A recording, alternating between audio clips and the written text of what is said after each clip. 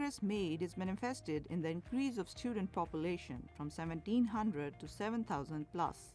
Similarly, the faculty has increased reasonably in the last 7 years to 300 plus, including more than 77 PhDs, which has increased 8 times from 9 PhDs at the onset. In pursuit of a secure financial future, LGU's revenue has quadrupled in the recent years. The infrastructure of Lahore Garrison University has increased from 90,000 square feet to 350,000 square feet, presently including a mosque, about 120 state-of-the-art classrooms, fully equipped auditoriums with cutting-edge multimedia, a functional Australian cricket pitch, a multi-story parking, a furnished cafeteria for 600 students, a refreshment lounge for faculty, and a world-class broadcasting studio with its commercial license in process.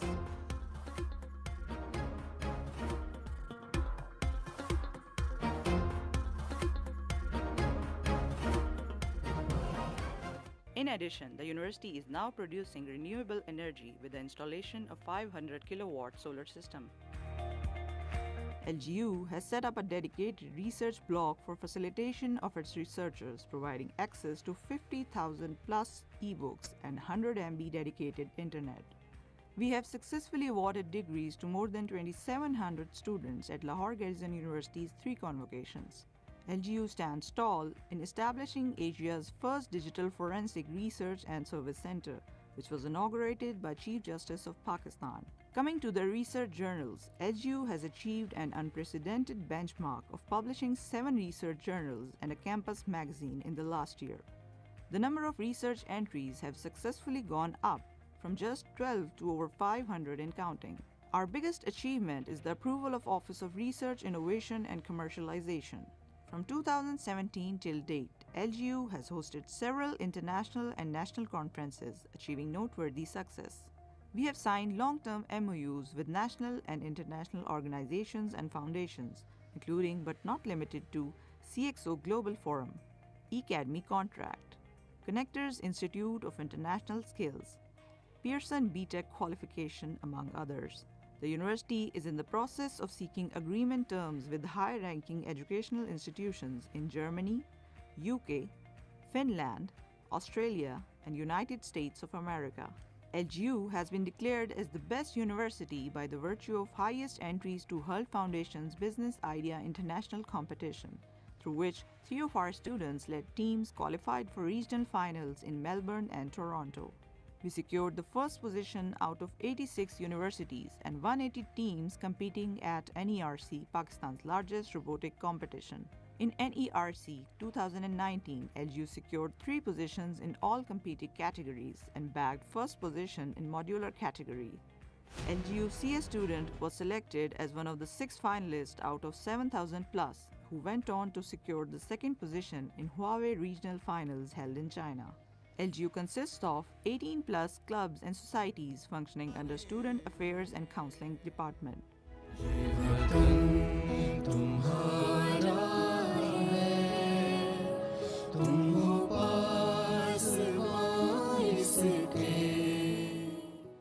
LGU's full-scale sports complex caters to more than 32 sports, because we believe that our students should have substantial facilities to develop their health simultaneously with their academics.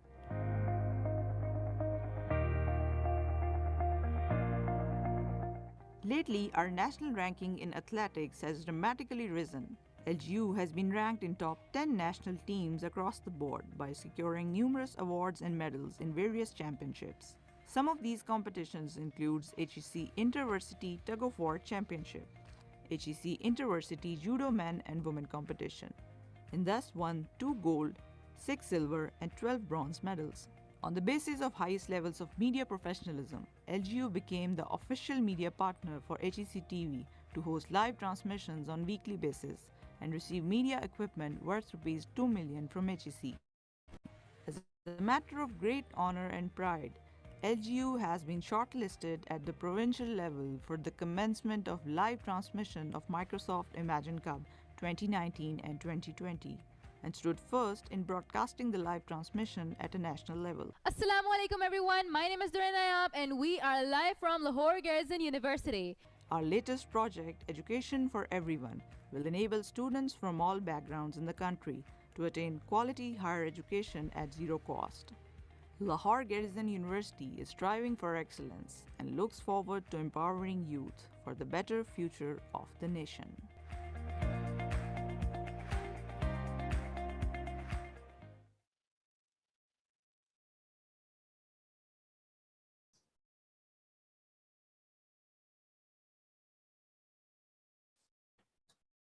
Bismillahirrahmanirrahim.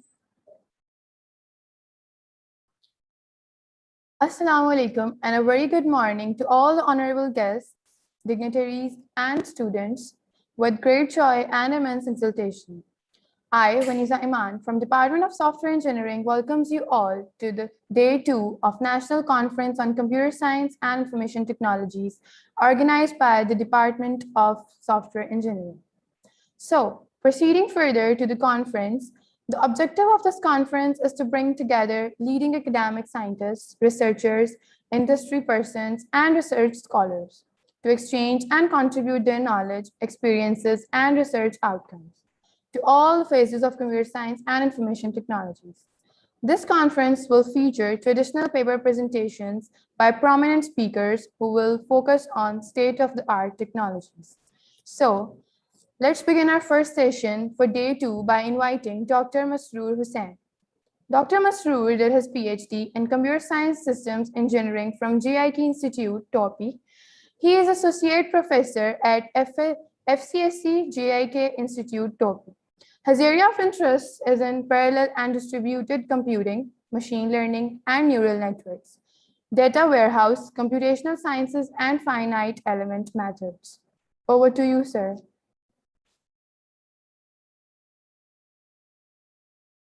Okay.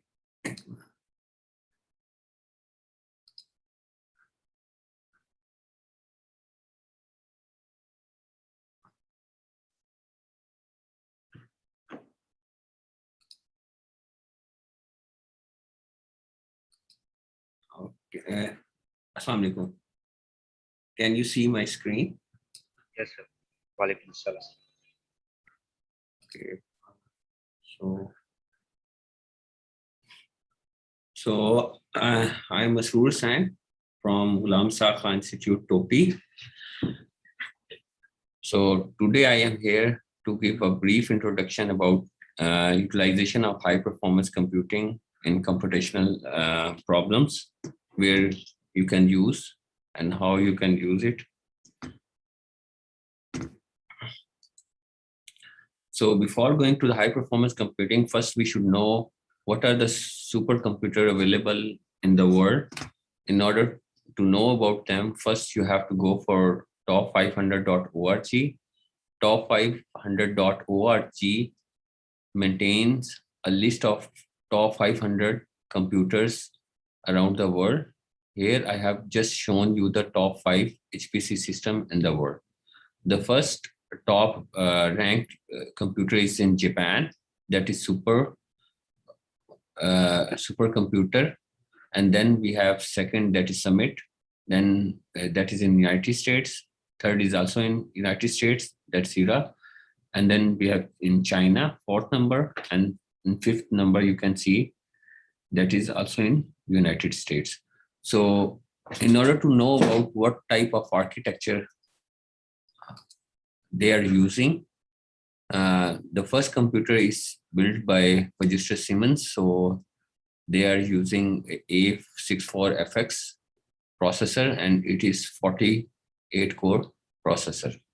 The second computer is built by IBM, that is using Power 9 processor, IBM Power 9 processor, and underlying it is using NVIDIA Volta GV100 accelerator, that is GPU. And third computer you will see they are also using IBM. In fourth, that this is a Chinese made, so they have their own company, that is Sunway, that is developed by Sunway. And the fifth one is using AMD processor, EP7763, that is 64 core processor. So So your normal PC processor is totally different as compared to if you see here the summary of top 500 computers in the world. This is only the list of top 5 computers. That is the listing of June 2021. Top 500 also update its list after 6 months. Technically, they are maintaining the list on November, updating the list on November and June every year. So as per top 500.org, the HPC applications are, you can see in atmosphere physics. We have a lot of application related to nuclear, particle, condensed matters. And similarly, we have a lot of applications related to biosciences, biotechnology, genetics. And we have chemistry, geology. In mechanical engineering, we have applications. In computer science, we have a lot of problems that we are solving. And then we have a lot of applications in defense sectors. So these are the different, okay. These are different application areas. So as mentioned in top 500.org, many problems are solved in aerospace, automotive industry. Then we have benchmarking, energy sector, and you can see other application areas. So right now, we are also using HPC for robotics. We collect this data from sensor employed on the robots, and then we send the data to our supercomputer and then do the computation and do the analysis, and we can take some decisions. So now the question is, what type of high performance computer we can have? Based upon Flynn's taxonomy, normally we have 3 types of supercomputer available. One is SIMD, single instruction multiple data stream, and the third one is multiple instruction multiple data stream. In MIMD, we have 2 types. One is shared memory system, the second one is distributed memory system. If we go back to top 5 computers, so you see here. So let's talk about this example here. It is using NVIDIA Volta GV, that is accelerator. So that is SIMD processor. So here, if you see, they are using IBM Power, that is 20 core, and that is 22 core, that is 260 core. So these are multi-core. These processor belongs to MIMD shared memory system. And all these systems, for example, I have one system, second system, all these are connected with some network topology, and we can have a distributed system. For example, in second number, they are using infinity band. Normally, you probably know about Ethernet. So sometimes you are using 10G or 1G to connect your computers. But here, due to the high performance architecture, they are using infinity band architecture.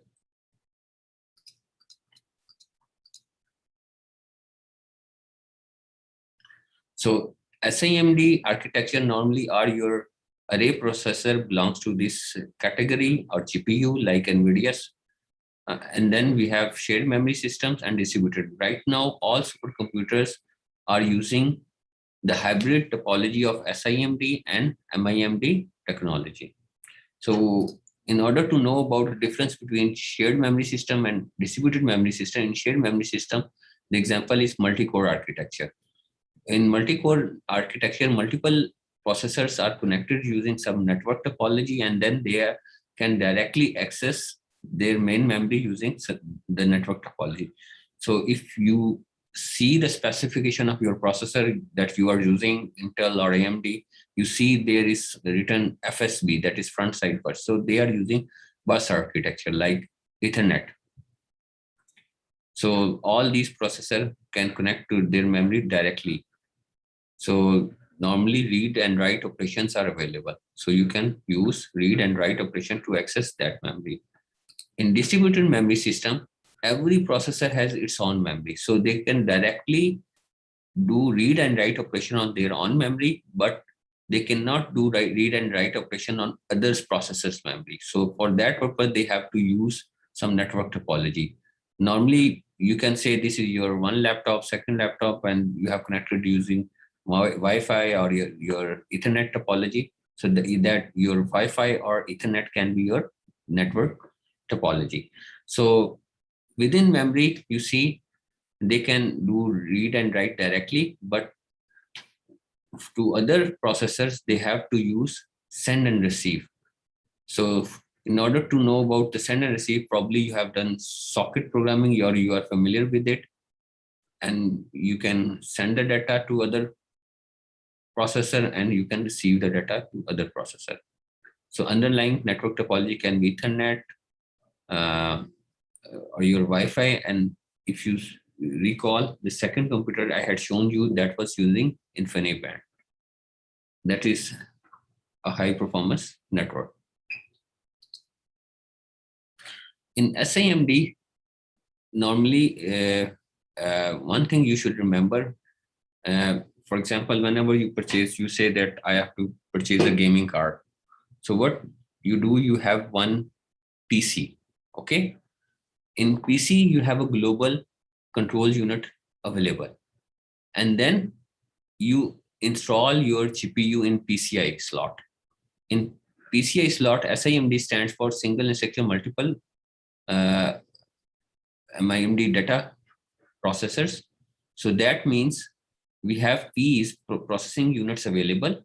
This is left side is the diagram for SIMD processor. All these P's can do arithmetic and logic operation, and they don't have any control units. So let's suppose if you would like to add two arrays or you would like to add two matrices, what you can do, you can partition those matrices. For example, let's suppose I have 4 processing elements, 1, 2, 3, 4, and I have matrix of 4 rows. I can send 1 row here, second row here, third row here, fourth row here, and can add simultaneously 2 matrices or vectors. So we will see how we can divide it. Technically, that you will study in your parallel programming course or parallel processing course. So the difference between SIMD architecture, we have a global control unit, that is CPU, and that CPU is connected to your GPU or any other array processors. In array processor, we don't have any control unit available. However, in MIMD architecture, every piece have every piece has its own control unit. For example, one CPU, second CPU, third CPU, and they are connected using some interconnection network. So at GIK right now, we have a supercomputer that is available that is based upon AMD Optron architecture. And it has also GPU that is Tesla 2090 system that is based on NVIDIA and Tesla architecture. The total main memory is 640 GB. So the question is, now we have all in top 500 and even in GIK, we have distributed system. First, we should know how we can do programming. In distributed system, we have I have told you that we have SIMD processor. What is SIMD processor? That is your GPU, an example. Second, you have MIMD shared memory system. The third one is MIMD distributed memory system that you are considering them as a whole.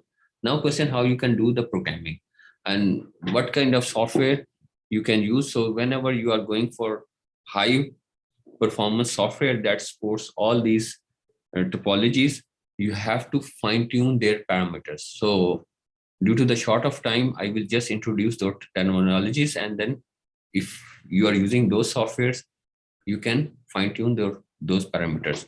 For MIMD shared memory system, what you have to do, you will be using OpenMP programming. OpenMP is based on thread, so multi-thread. So the question is, whenever you have multi-core system, traditionally how you can do parallel processing. The first thing is you can use process-based. That means you can create multiple processes. How you can create? You have to use fork command, and you can use wait command. In thread-based, you can use pthread library, that is POSIX thread, that is standard to all Linux computers, and for Solaris, you have Solaris thread library. For Windows, you have also Windows thread available. For synchronization, what you have to do, because you can, in shared memory system, you can directly access your main memory for synchronization. Normally, semaphore and locks are available based upon those direct read and write commands.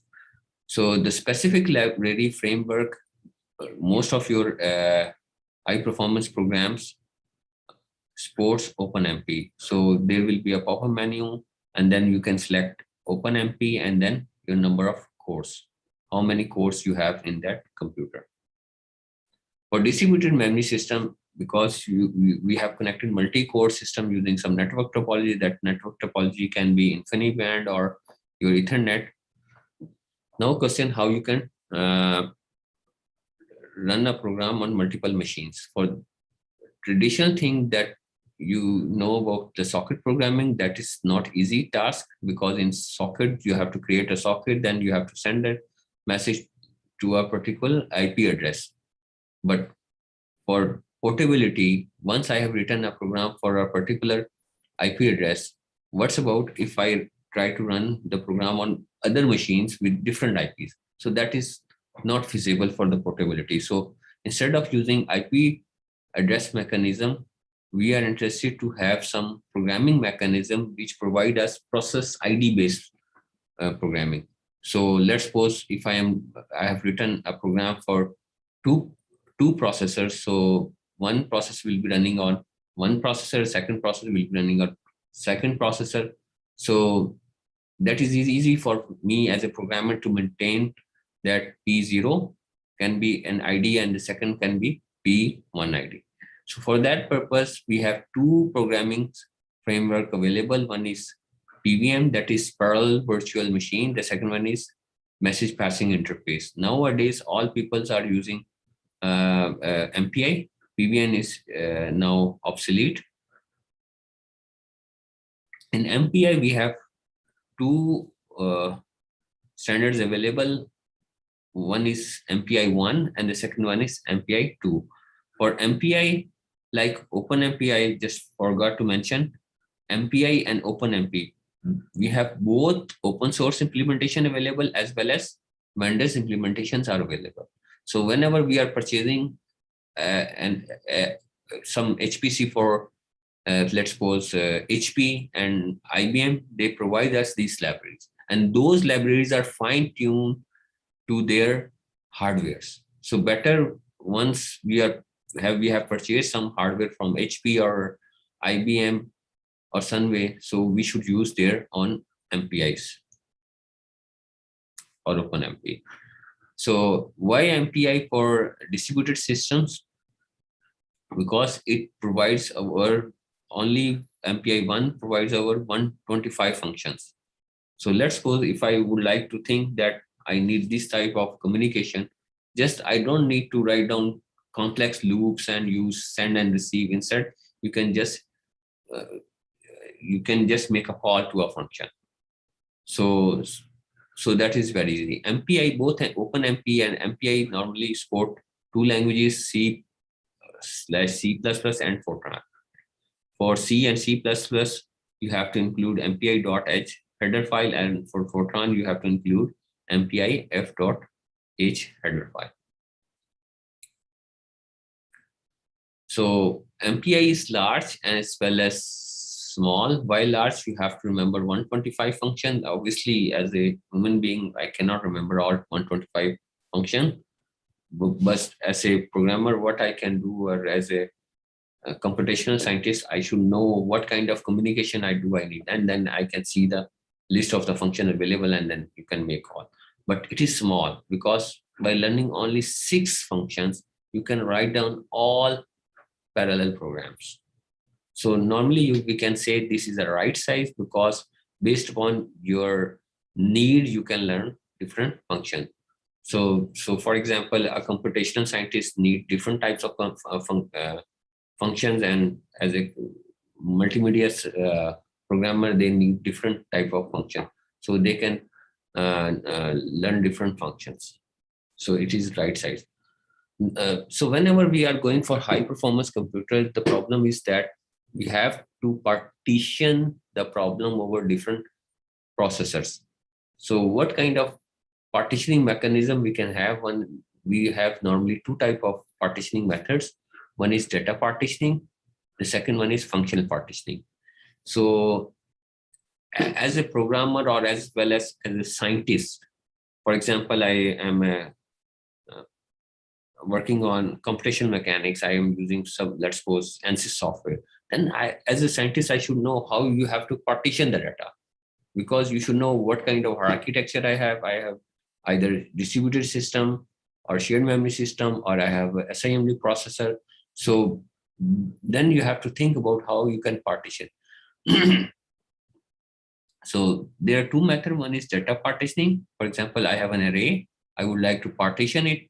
What can I do? Let's suppose I have an array of size 100 for processor. What partition mechanism for data partition? I can say first 25 indices will be assigned to first processor, second to second processor, third part to third processor, and last 25 indices will be assigned to fourth processor.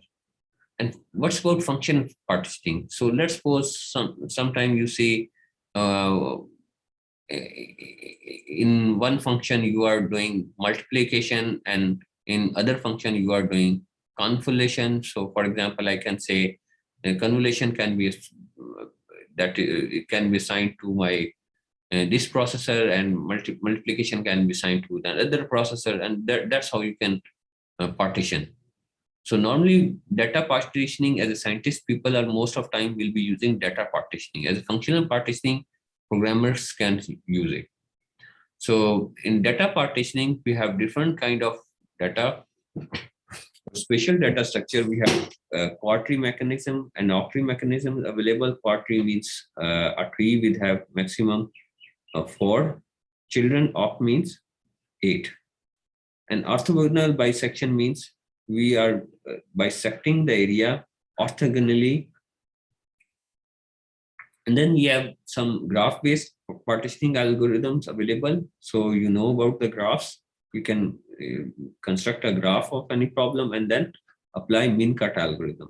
For that purpose, we have different libraries available. And most of time you see your software will also providing the support to these libraries. In software, you can have pop-up menus, you can partition using Mattis library, empty Mattis library, par Mattis. What is the difference between them? Empty is multi-threaded Mattis library. And Mattis is normal, that is using sequential processor. Because your system is multi-threaded or distributed, so you can either use empty Mattis or par Mattis. Par Mattis is using distributed algorithm. So what is the difference between graph and spatial? In spatial data structure, the additional thing we have, that is space information we have available. For example, in 2D, we have XY coordinate information available, location information available. In 3D, we have XY, Z information. So based upon your spatial information, you can either select quadtree or octree. For example, 2D, you will be using quadtree, and for 3D, you will be using quadtree. So in orthogonal bisection, what I can do, I take the mid-size from x-axis, cut it, and then y-axis, cut it, and then z-axis, cut it. So that type of algorithm you can use. So here I show some implementation partitioning mechanism. These are the cylinders. Probably this example you see, for example, on ocean, you would like to extract the oil. So you have to install cylinders. So cylinders should be very powerful because there can be a lot of turbulent flows in the ocean. So we have to do a lot of analysis on that part. So these are different partition mechanism for these cylinders. I have shown this. I have done partitioning using Parmetis library. This I have done using octree method. This is normal partitioning. So here you see we have crisp boundaries. Here we don't have crisp boundaries. So that means there will be a lot of overhead. So whenever we are going for partitioning, either data partitioning or functional partitioning, you have to consider one thing, that is overhead. So whenever you partition the data, your overhead should be minimum. What kind of overhead you can have? One is division part and combining the result plus communication. So if you see here, for example, black has to communicate with this red, and this red has to communicate with green. A lot of communication. But here you can see we have crisp boundary. Only these boundary nodes have to communicate. So here you can see we have a lot of communication. When we have a lot of communication, that means I'm not getting the desired speed up. So in computation science, I have mentioned some of the softwares. Obviously, in computer science, you will have some software people are using. These are different software. I have written Silence, Abacus, ANSYS, Console. In all these software, the option will be available. If you are using GPU, you have to set how many threads you have to use it, and you can fine tune all these parameters. For shared memory system, if you select shared memory system, then you can say how many processor you need to use, how many threads you need to create, and like that, the option will be available. For distributed, for example, how many systems you would like to use, host 1, host 2, host 3, and host 4, and then you can further fine tune. For example, in host 1, we have 4-core processor. In host 2, I have 2-core, dual-core processor. I can use 2 threads. In first, I can use first host, I can use 4 threads. Let's suppose in third host, I have 8 cores. So I can use 8 cores. So as a scientist, you should know what is the architecture underlying, and in the software, you have to fine tune all these parameters. And then we have a console multiphysics. So these are different software for scientific community, and you have to fine tune all these parameters in these softwares.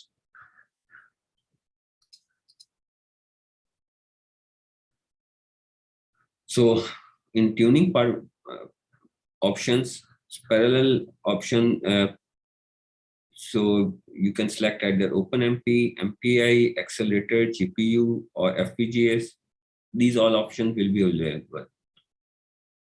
Maybe all softwares will not support all these 3 categories, maybe 1 and 2, or maybe some will be supporting OpenMP, MPI, and GPU, not supporting FPGA. So it all depends, you should know. Then for partitioning, you can select Parmetis if you are going for graph-based. For octree, if you have spatial information, you can go for octree, quad tree, and other partitioning option you can use. Most of time, as a layman, what you can do, you can select OpenMPI, and then on host, you can select OpenMP multiple cores, and then for accelerator, if you have, you can select accelerator.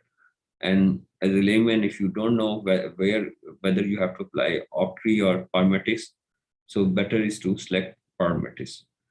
For scientific community, you have different solvers available, because we are interested to find out the inverse. How you can take the inverse, that is a separate question.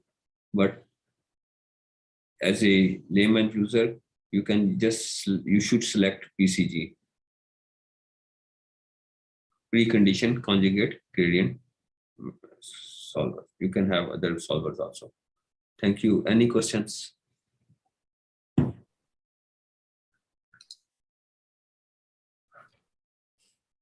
Thank you so much, sir. We highly admire your work. Our next speaker is Dr. Abdul Razak. Dr. Abdul Razak is currently working as an assistant professor and director Information Technology, MNS University of Agriculture, Multan, Pakistan.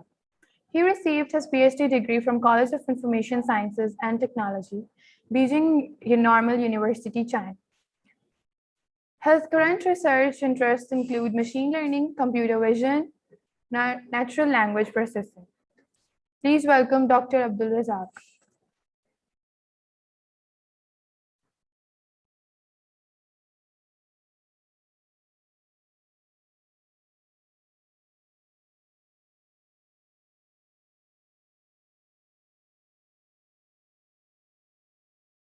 You listen to me? Yes, sir, you're audible. Thank you. Thank you very much. Thank you. And I'm also thankful.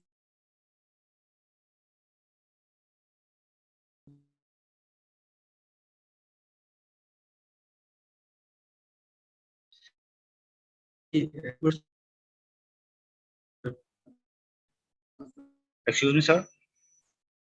Yes, yes, yes. Sir, I think there is a mic issue on your side. It is not clear. Yes, sir. Yes, sir. Clear now. Thank you very much. Thank you. So,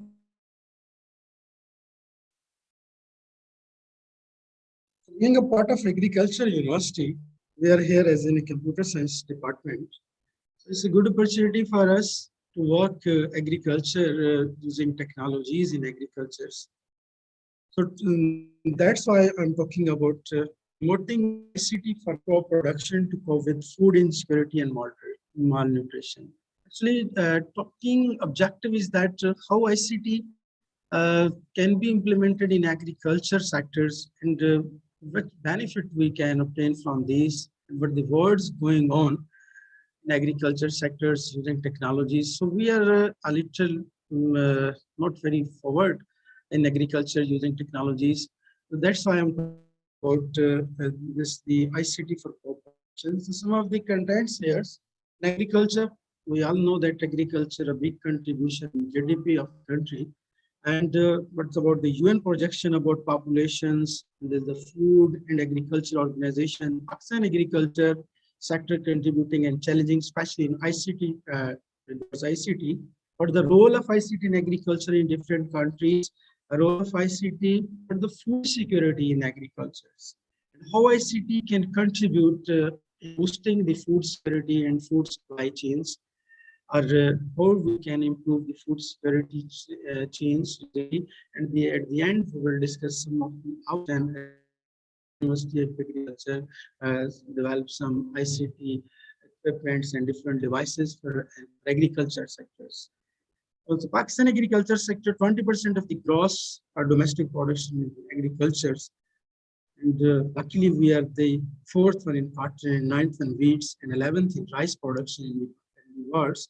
So agriculture, big contribution. So 25 million people in Pakistan, and is the main income source of the peoples are 34 and 40% of the agriculture.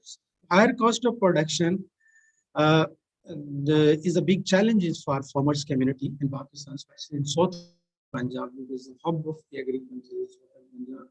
So there is a many losses due to the different less use of technology and less adaptation of technologies in agriculture sectors.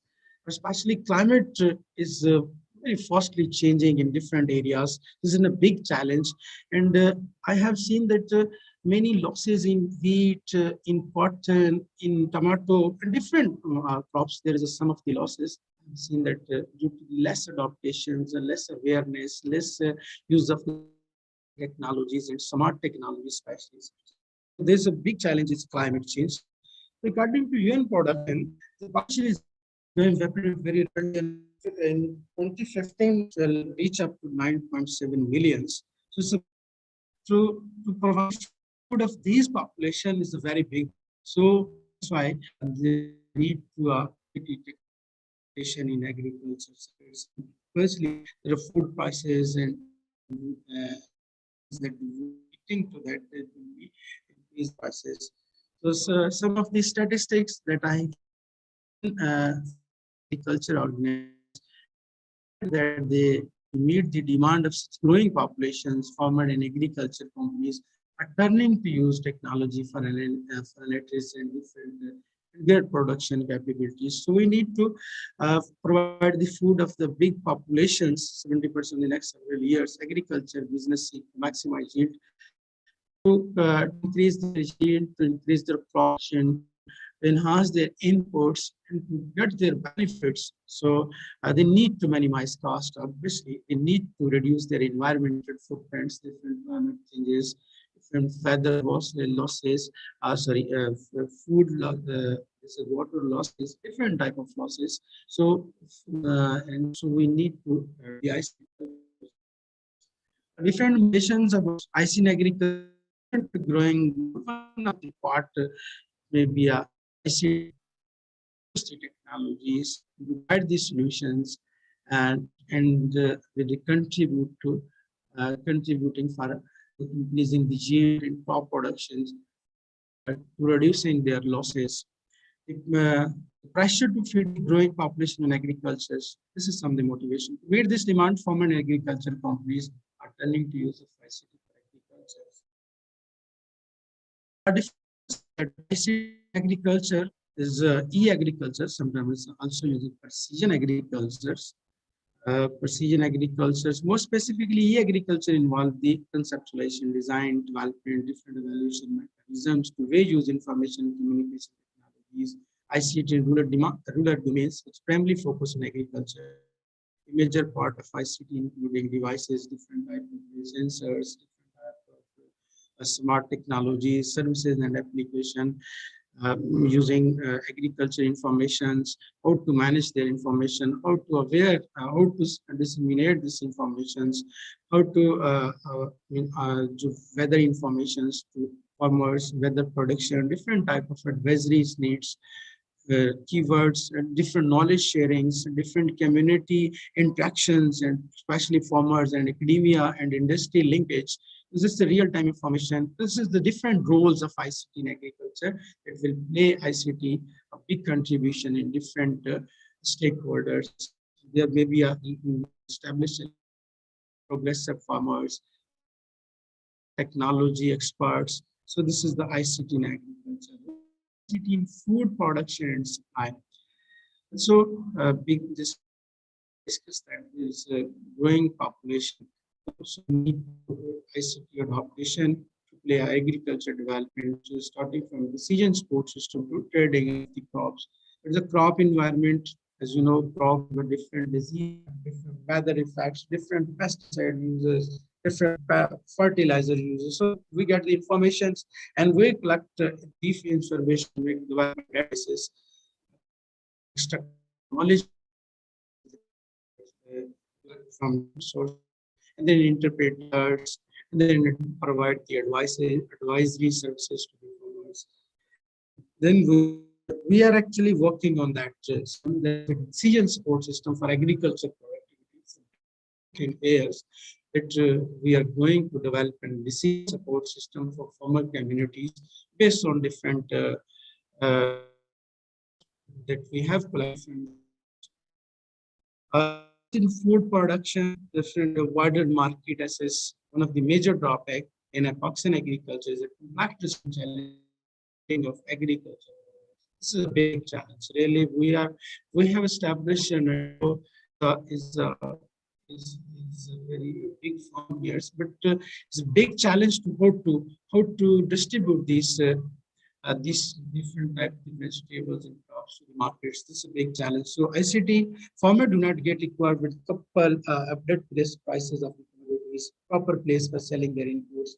ICT is a great potential through different technologies, so smart development of smart apps, so development of web technologies that we provide the access to the farmers to the market very easily. Farmer can benefit from these.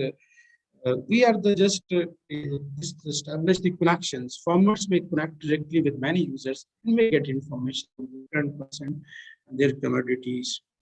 ICT in food security, World Summit, there was some There's some reports that that e-agriculture, especially food and organizations, UNO Food and organizations and different organizations, they adopted e-agriculture sectors. E-agriculture should be priority. They have said that the priority.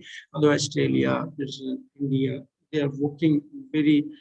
They are investing very good investment in these sectors.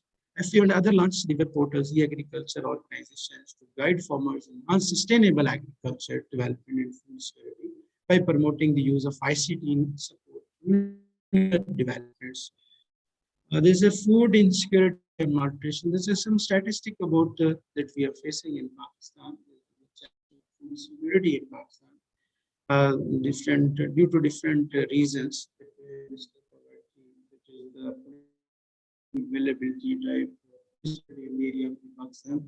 So this is a Pakistan, some statistics according to report, 40% of the food in Pakistan, 6 million food waste in years. This is a big loss. So we are using ICT technologies to avoid the, save the food for the human, to save the food for friends, wastage from foods in different areas. Food insecurity and malnutrition, so some more than 20% of the Pakistan population is in the lowest, nearly 45%, which 5 years of age suffering from different type of diseases they have faces due to the food insecurity and malnutrition. How ICT can boost food security?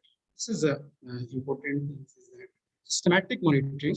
There we need a systematic monitoring, whether monitoring through sensors, remote sensing, different satellites, different type of the monitoring we require for crop productions to ensure their foods from different losses. Systematic monitoring is applied necessary step to address food security.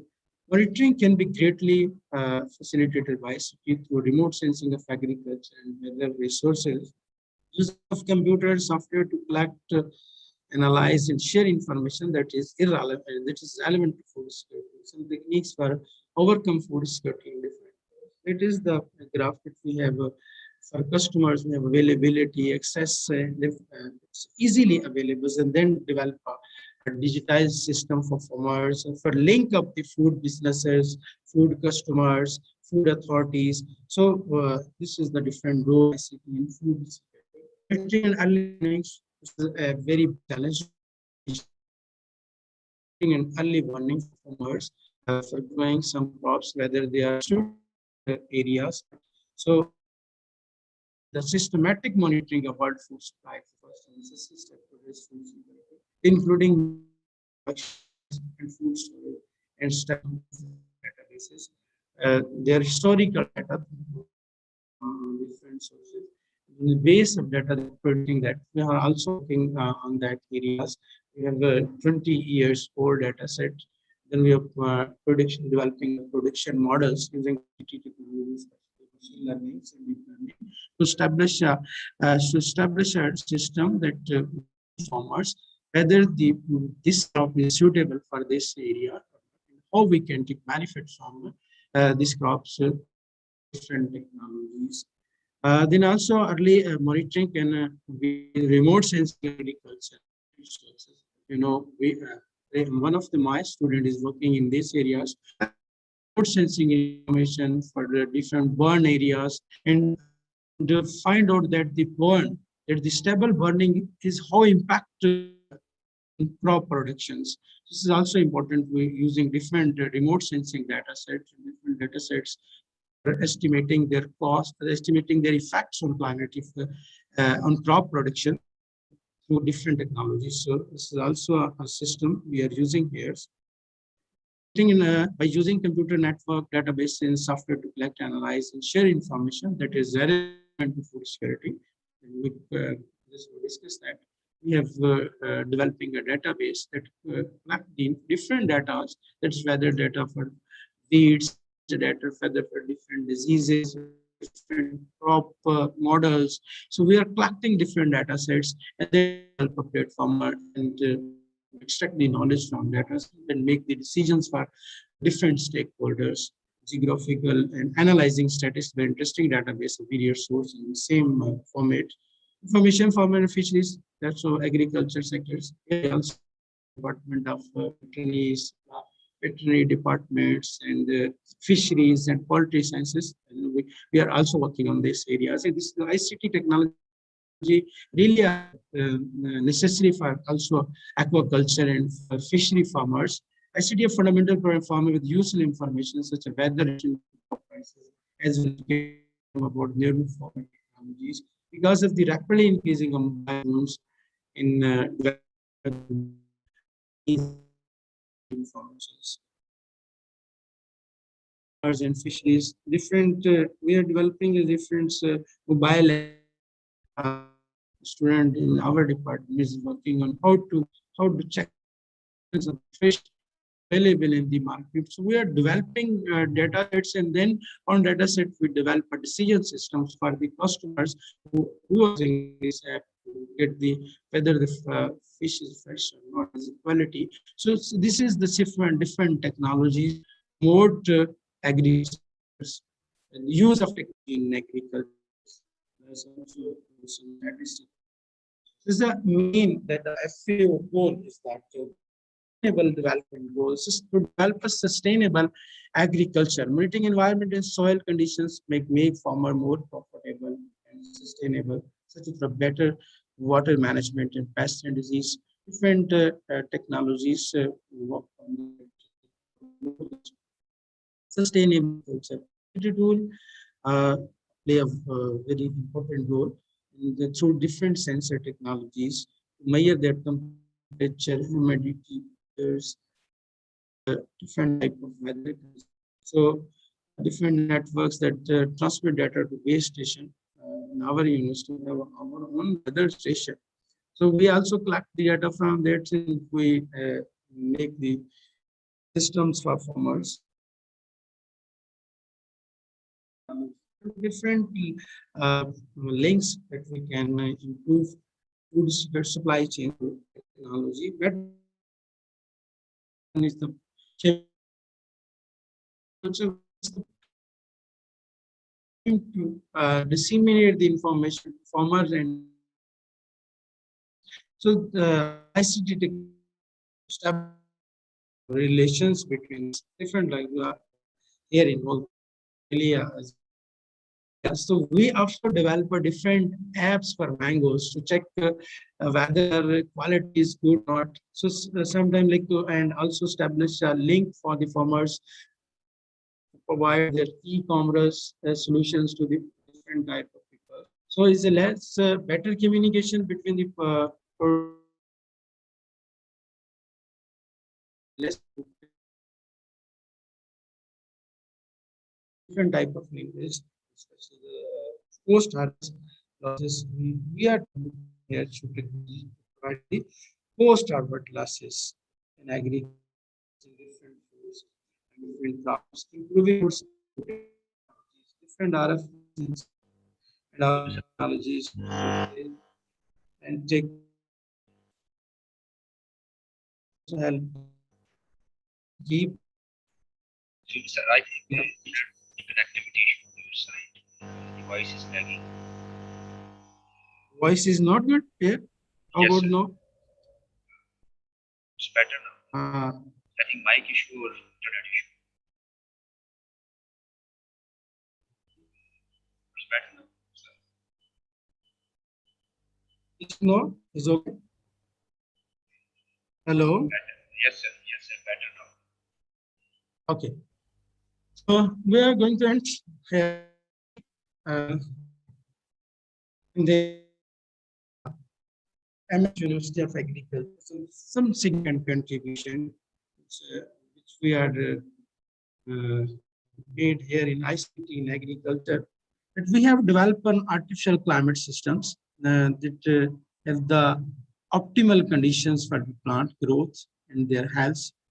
This is the project that we have also present in our Gazes University in the Machen Cup, and luckily we are the third winner in the Microsoft Imagine Cup. This project is we have developed a chamber that artificial lights, everything that need the crop to optimal condition. We are working on that.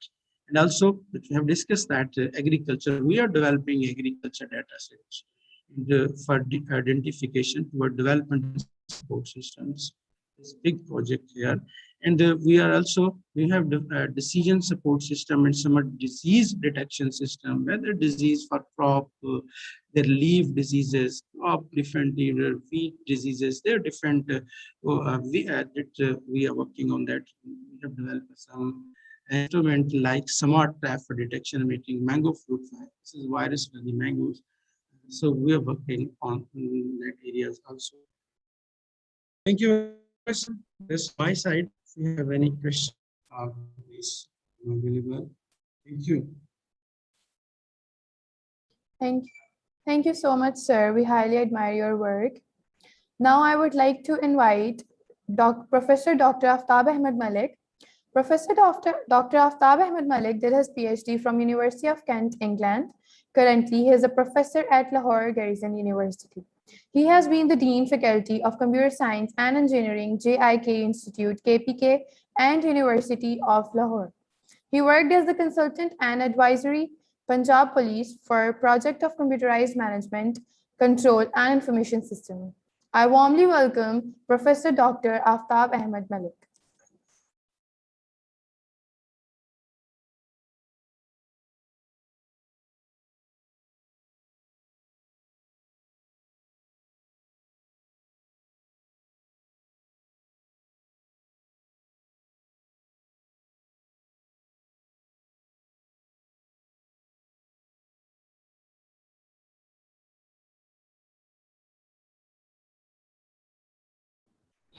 Hello.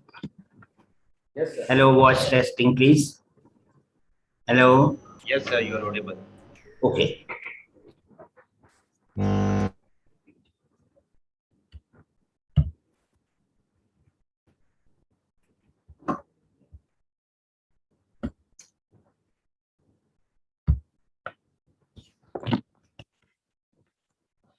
Bismillahirrahmanirrahim. The topic for today's talk is need for strong legislation to combat cyber crimes in public and private sector.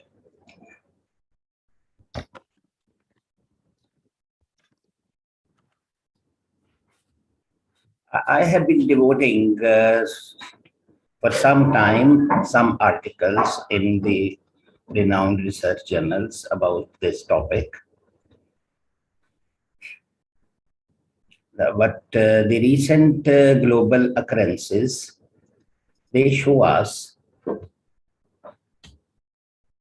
the long-term impact on the culture, government operations, crime, economics, politics, and social relationship. There is also an approach of the researchers to talk about what's happening for the last 2 years while people are staying at home and working. And we will just in a couple of minutes, we will see what is the impact of staying at home. Let's see. This slide is from BBC.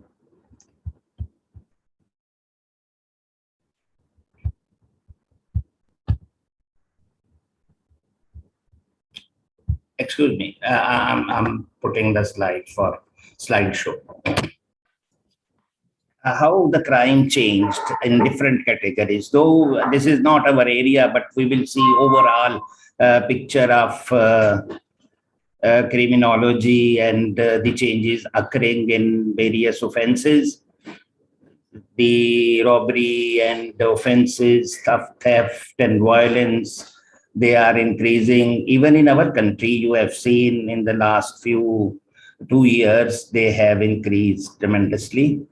And also this slide is taken by me from BBC, and where you see after the lockdown, the crime rate has increased as compared to 2011. And up to 2020, I mean 2021, the crime rate is increased.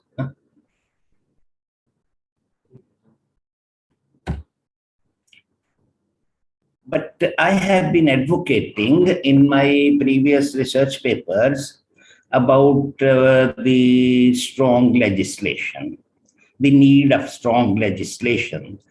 But today I'm also convinced of few other important factors which I will talk in this discussion.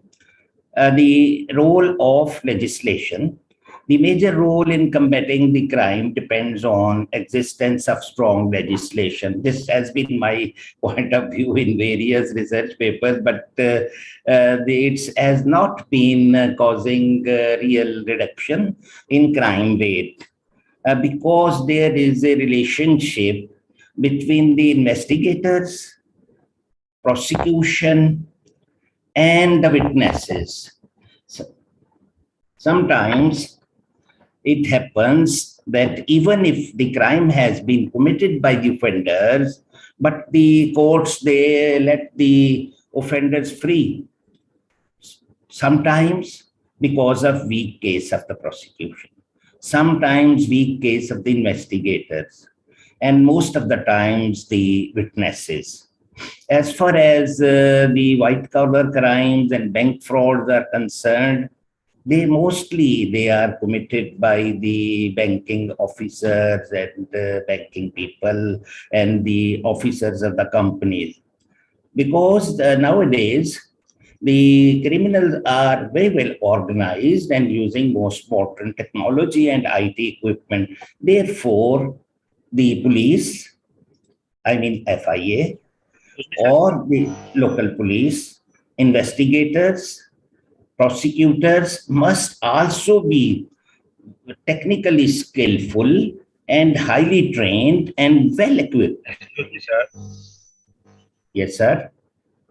Sir, your picture is not visible. Can you please adjust your webcam? Yes, please. So please adjust your webcam. Your picture is not visible clearly. Yes, visible now. Okay, thank you. I'm grateful for the advice. Yes, Thanks. sir. Okay, next slide. There are certain naive cases I was talking about wherever the crime has been committed and the investigation was carried out and there was non-supporting evidence which led to weaken the hands of the prosecution. But sometimes we have also, all of us, we have seen several terrorists have been set free by the court due to these reasons. So therefore, my point of view is only strong legislation, what I was advocating for last 2-3 years, it will not solve the problem. Strong legislation is normally kept in PLDs and the digest and the libraries, but seldom applied strongly in the courts. So the white collar crimes, I mean cyber crime, cyber is related to computers and computing. White collar crime doesn't mean an officer of the bank or a company wearing a white collar as being seen in that slide. It doesn't mean that. It means it's a terminology used for computer crimes. Those who are literate and those who are working in positions in the companies, organizations, and they commit the computer crimes using computer and networks by hacking and tracking and downloading the information and data of the business and the people in the organization, and then they cause damage to all right, people and organizations. Therefore, no strategy in case of the computer crimes where computer is involved, networks are involved, no strategy can be successful in the absence of strong legislation. This is this is taken for granted. But the criminals involved in cyber crimes and white collar crime keep on what they do, acquiring, hacking the data of people, government, industry, banks, business organization.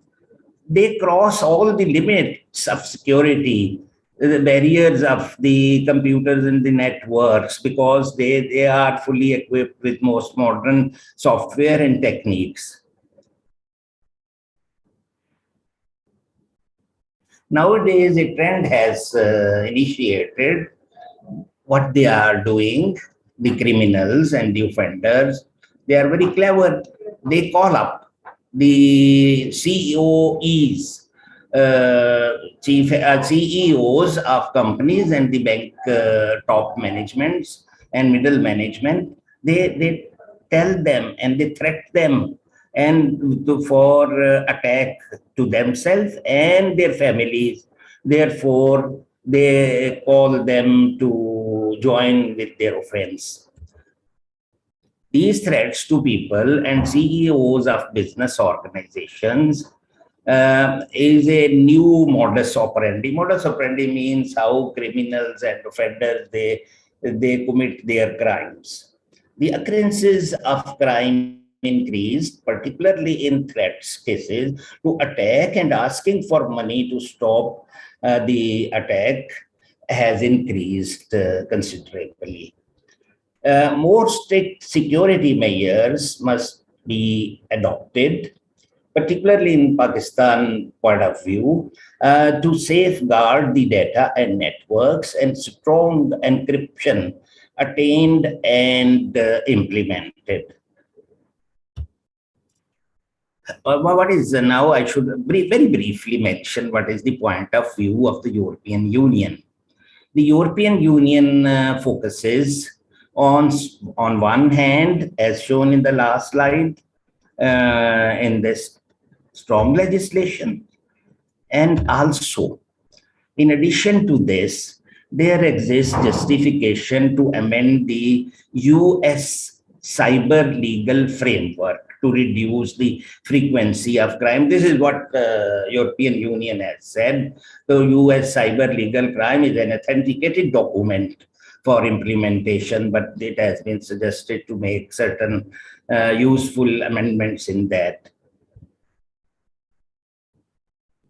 So now we talk about some feasible measures. And the aim of the talk was initially a need for a robust and strong legislation, as said earlier, to tackle white-collar crimes, is stressed, which is on the rise in both public and private sectors. The effect of immoral and unlawful action in government, notably high-level bribes, are prevalent all over the world, but most probably in India and Pakistan and Bangladesh, it is on higher side. That has crippled the financial and legislative bodies in their normal functioning. The bank frauds and cyber crimes are also on the rise due to the widespread use of digital gadgets and the internet, because now we can handle our banking transactions subject to the banking rules on internet and our mobile phones. The goal of this study is more about the importance of applying the regulations as well as morality and ethical principles. At this juncture of the talk, I would like to talk that throughout European Union and United States now, one approach is that of code of ethics and morality is used parallel with the laws. And it's very much desirable that the code of ethics must be adhered to. The morality and ethic norms have positive influence in minimizing the crime and maximizing the profitability and the performance of organizations and banks. Why it is so? I give you a little example, which is a great example actually. You see, when Prophet Muhammad, peace be upon him, took over the charge of the trade of Hazrat Bibi Khadija, radiallahu anha, he earned a lot of profit. But when he became Prophet of Allah, Muhammad Rasulullah, I mean, he distributed all the profit and the assets of Bibi Khadija to poorer. You see, there is when morality or ethics and honesty, that pays to the firms. It has been realized all over the world, particularly in case of Islamic banking. The motto behind is that the morality and ethics, coupled with strong legislation as deterrent force. Deterrent force normally is not there. People are not afraid of Allah Almighty, and people are not afraid of the morality and ethics, and people are not afraid of the legislation. As I told you in the previous slide, legislation is most of the time placed in the books and the PLDs and the legal journals. I mean, why deterrent force is important? We can now visualize the punishment of theft, dacoity, rape, and narcotics in Saudi Arabia is all of us, we know that it is death penalty. And there are 43 offenses. In my last talk with the forensic department, I told there are 43 punishment offenses which are punished by death for corruption, and there are 43 other offenses. And corruption cases are punished if they proved, they are punished with death penalty. And the punishment of terrorist activities in Islam is death penalty, of course. Now there is a terminology, economic terrorism. And this is also really a terrorist activity. Right. Employees of banks participate in bank frauds and perpetuate and perpetuate embezzlement and illicit transactions using computers and other digital technologies, as I said earlier in the beginning of the talk. The importance of corporate ethics in the banking sector is really not effective. I have designed a mechanism, and the book Business Ethics in Banking Sector, my book was published by the Institute of Bankers couple of years back, and a lot of suggestions were incorporated in that. Some politicians, all of us, politicians commit misdeeds which be called out with a strong and iron hand and iron fist. Because naive cases are prepared, as I told you in the last slide, therefore they are set free and no action is taken. And there are few real points in bank frauds. Therefore, always there is a risk in operational and legal reputational point of view, and frauds and the loss occurs. And internal audit is not quite right. This is another reason in the white collar crime.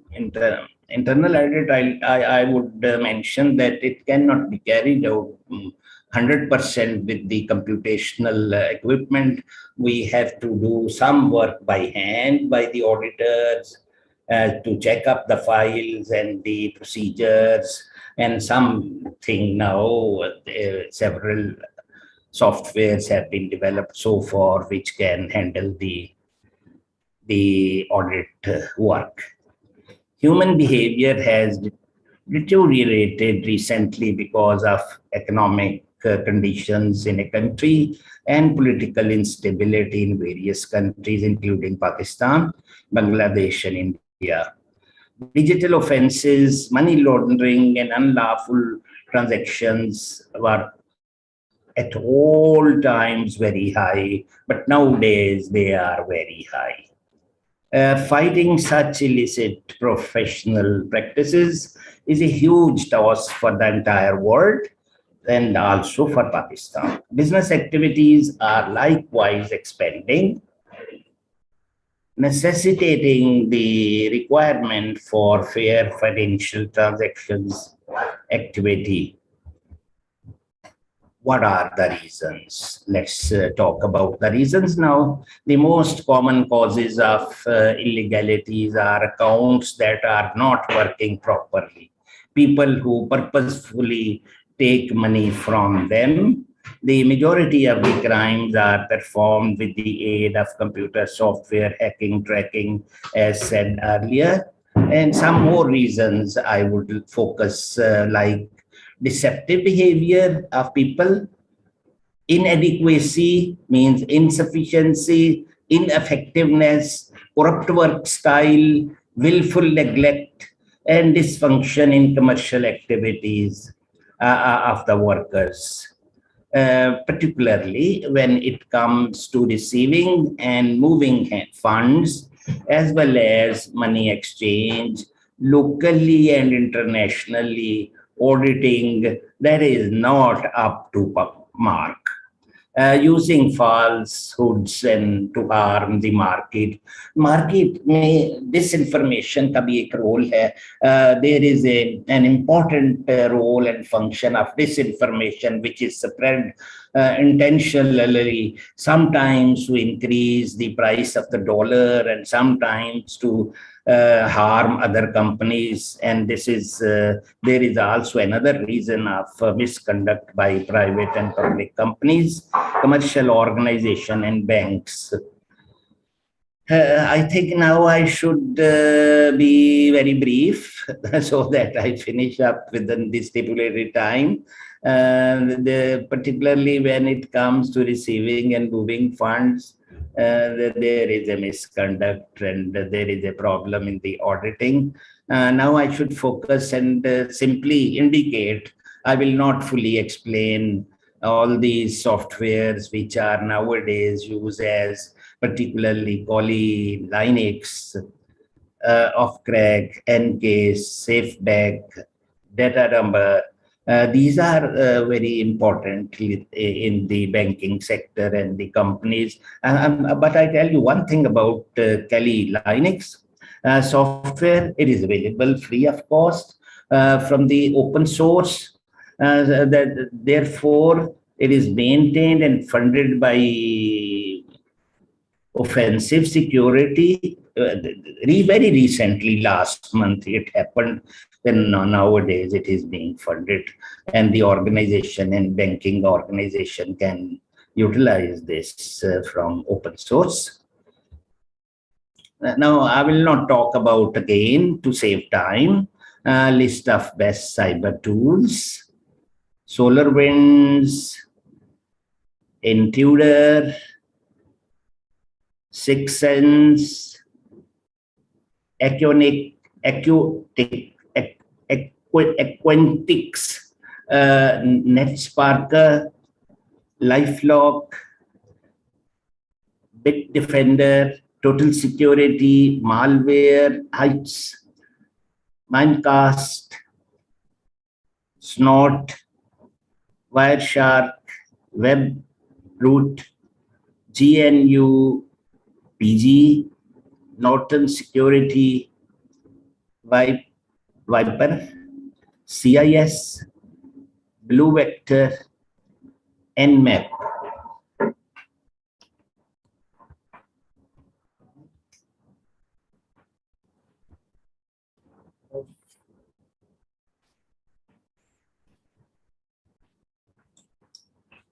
Cybersecurity software types to handle network security. Monitoring tools are available. Encryption tools, web vulnerability, scanning tools, network defense wireless tools, packet sniffers. But the sniffers, that's very useful for surveying the software performance, and packet sniffers are so used for cyber security. Antivirus is software.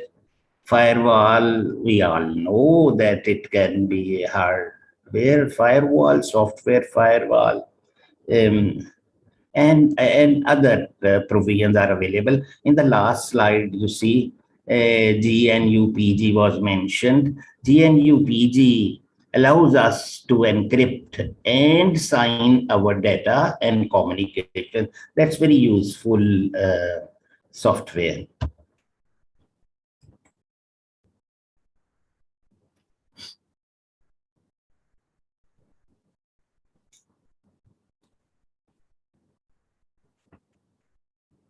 Let's talk another simple approach which is useful. Authentication, audit trails, secure infrastructure. And authentication requires that transaction in the bank takes place after confirming the identity of the person. Now, अगर आपने 2 लाख रुपया या 1 लाख रुपया निकलवाना है bank से, तो वो आपको फोन करके confirm कर लेते हैं. This is authentication, or there are other ways of authentication. Audit trails and secure infrastructure.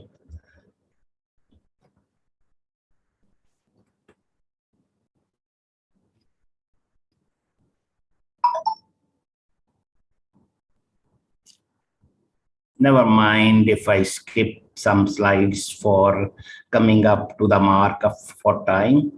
The security frauds, embezzlements, and corporate frauds and money orders are being committed rapidly, and some selected area of white collar crime are given in that slide. I'm not reading out that to come up. Now I will float just a couple of maybe 3-4 recommendation at the end. Then I'll thank you, and you can discuss anything you like. Recommendations.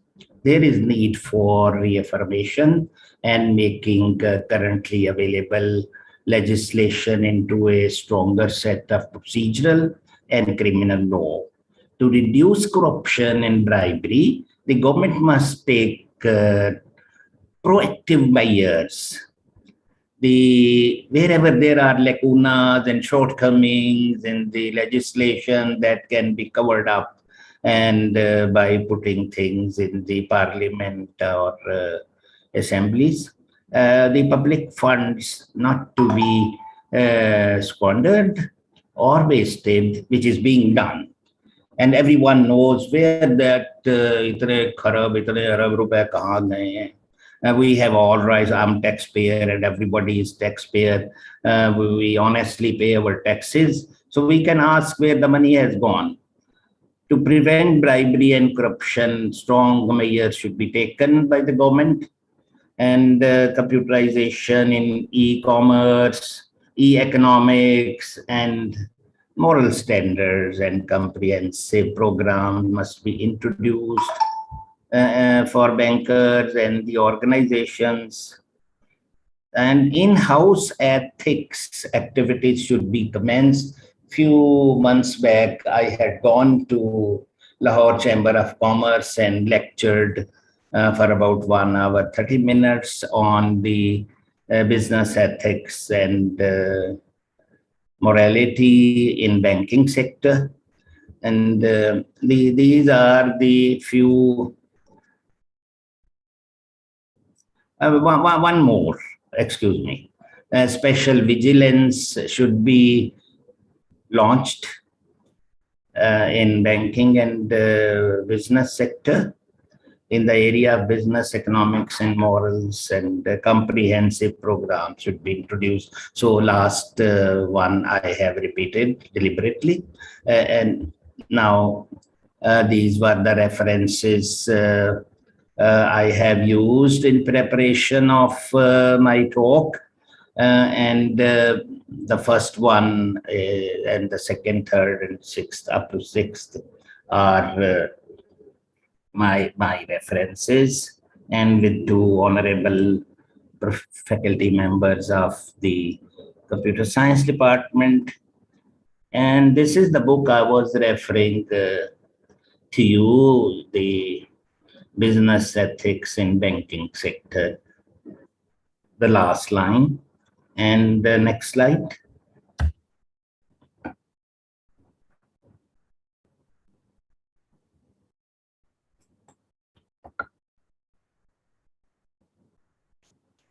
I'm not going to talk about these references. They can be looked into by the honorable participants if they, as and when they like. And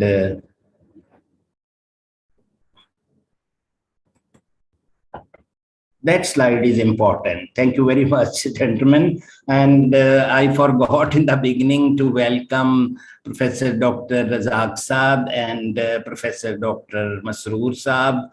Dr. Masroor has been my colleague while I was dean at GIK, and I welcome both of them to my university and all other upcoming speakers. Thank you indeed. If you would like to have questions, welcome. Otherwise, the host will tell. Thank you so much, sir. We are highly honored to have you with us today. Thank you. It's nice talking to the honorable 51 participants. I'm honored. And may Allah bless all the participants and organizers. Thank you so much, sir. Now I would like to invite Dr. Salman Khadri. He did his PhD from Islamia University of Bahawalpur. He is currently an assistant professor of computer science at Islamia University, Bahawalpur. His research interests are data mining and data warehousing, machine learning, image processing, and remote sensing. Over to you, sir.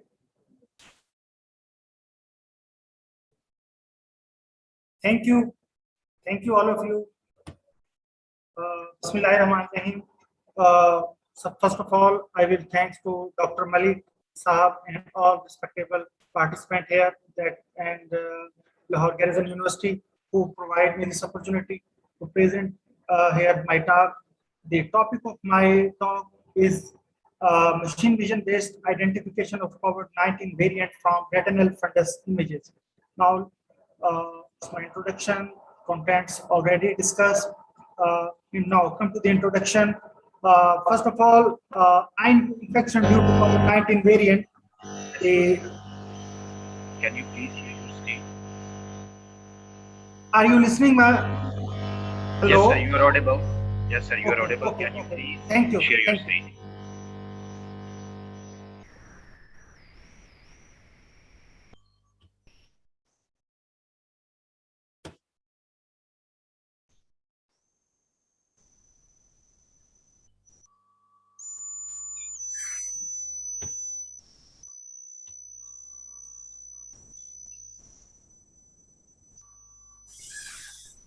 Now, is it visible, sir? Yes, sir. Thank you so much. Okay.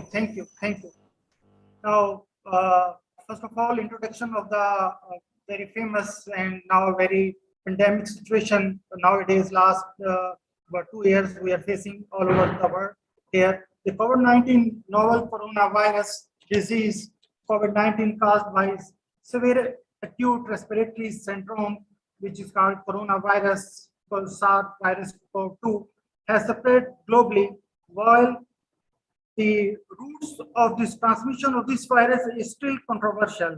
We have collected for this research in 2020 this year 50 COVID-19 variant suspected patients retinal fundus images of Registered Hospital Multan, and therefore we have applied different machine learning and image processing techniques to detect the accuracy of COVID-19 variant, and then we are really happy to achieve a little bit low accuracy, but it is really very in future it could be very promising result in future, which is now 68% to almost 74%.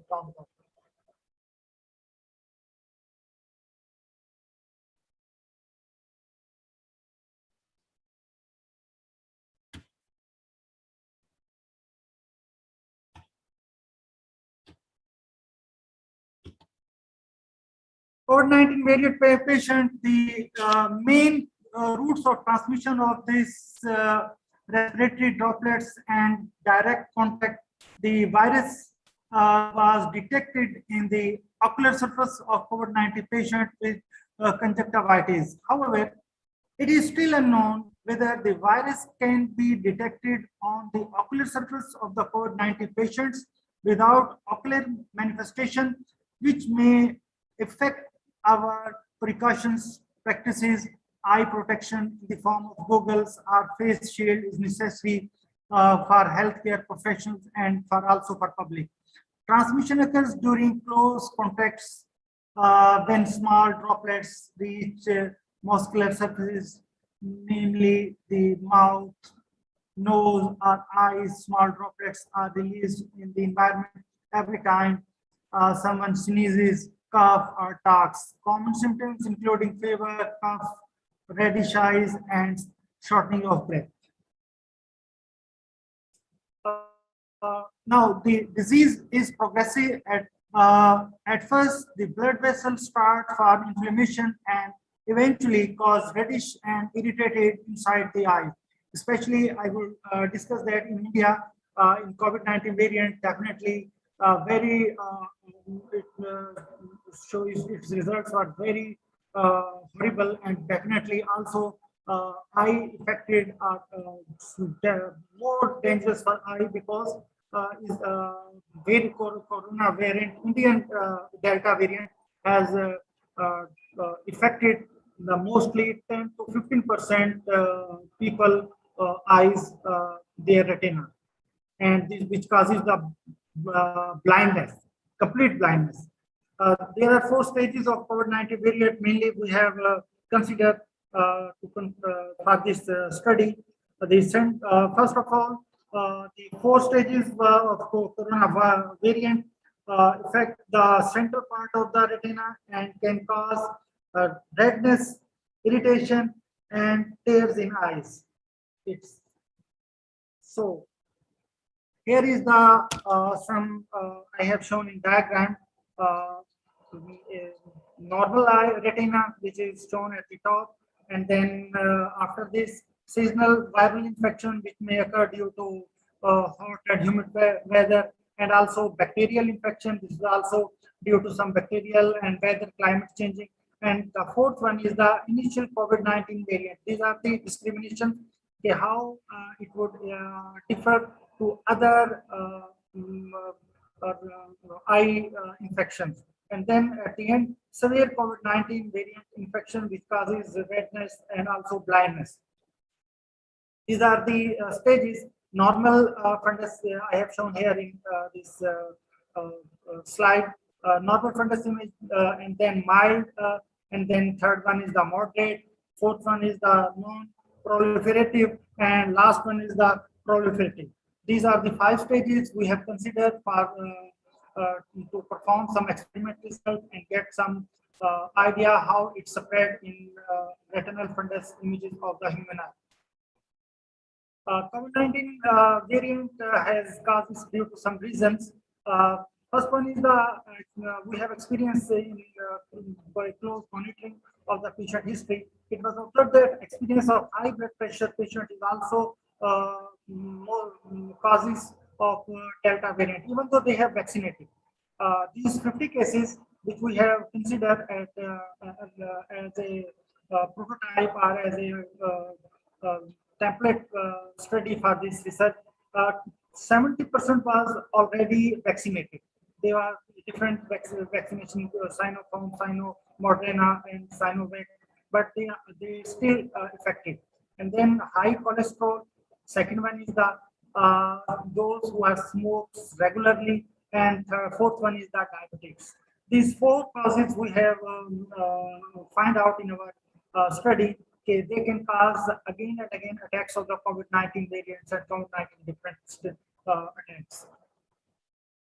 Literature survey, it is already different. We have studied different research article and then find out we have people working on this pandemic, on this research area, and how they can be able to get results, findings. These are given, and then I will not explain the details due to some shortage of time and next slots. Problem statement, very clearly, different researchers use different methods for identification of COVID-19 various stages, but failed to build standardized system. Being a complex disease, it is important to have a robust system in place. We did try to introduce an intelligent standardized system which can be used to detect disease in early stage by using the retinal fundus images. So we take, normally people have worked on the lungs and also other area of the throat, but we did on focus on the retinal fundus images of the human eye. Research motivation, COVID-19 variant is now a day's burning issue of the world, which destroys the whole world in every aspect of life. And before treatment, in early and correct diagnosis procedure is also very important and also save the human lives. We try to develop an intelligent system by using the texture analysis and machine vision approaches, image processing, machine learning, a hybrid model to diagnose the COVID-19 variant patients. Objectives are very clear: to develop and explore machine learning techniques for classification on basis of statistical texture data analysis, to reduce the classified error, means improve the accuracy results on large data sets by using statistical texture data. And third one is to develop an efficient optimal feature selection and optimization techniques which may reduce the computation cost, and to identify a suitable classifier for efficient classification result, and finally to develop an efficient automated classification system consists of different image processing techniques which would be able to diagnose an early COVID-19 patient detection. This is our proposed methodologies. I have discussed. First of all, we have taken at the top. These are the retinal fundus images data sets, and then after this, we have applied different pre-processing techniques like Sobel, Laplacian, Gaussian filters. The hybrid model we used to improve the basically fundus images data sets cleanliness and normalized data sets, and then we employed different segmentations to highlight the area which is damaged, the internal eye structure of the human, and then apply different features like occurrence matrix. These are all texture, histogram, run length matrix, and wavelet features. All these features are combined, and then we applied different optimal feature subset selection techniques to reduce the huge amount of features, and then optimal feature sets were acquired for early and better findings of the data. Then applying different classifiers, machine learning classifiers, and then we are able to produce a satisfactory identifications of COVID-19 variant patients. This is the COVID-19 variant, the procedural steps, COVID-19 fundus image data sets, image processing techniques, clustering-based automated region growing segmentation algorithm. We deploy, extract different features, histogram, focus matrix, run length matrix, wavelet features, and these are the fused hybrid features data sets. Then pre-optimizations, Fisher, probability of error, plus mutual information feature selection techniques were deployed on retinal fundus image data set. Actex, we have extracted 30 pre-optimized texture feature data sets, and then applied on post-optimized correlation-based feature selection techniques, which have given us further 13 optimal feature subset. Due to this 13 optimal feature subset, we are able to accurately classify the retinal fundus images datasets by identifying COVID-19 patients.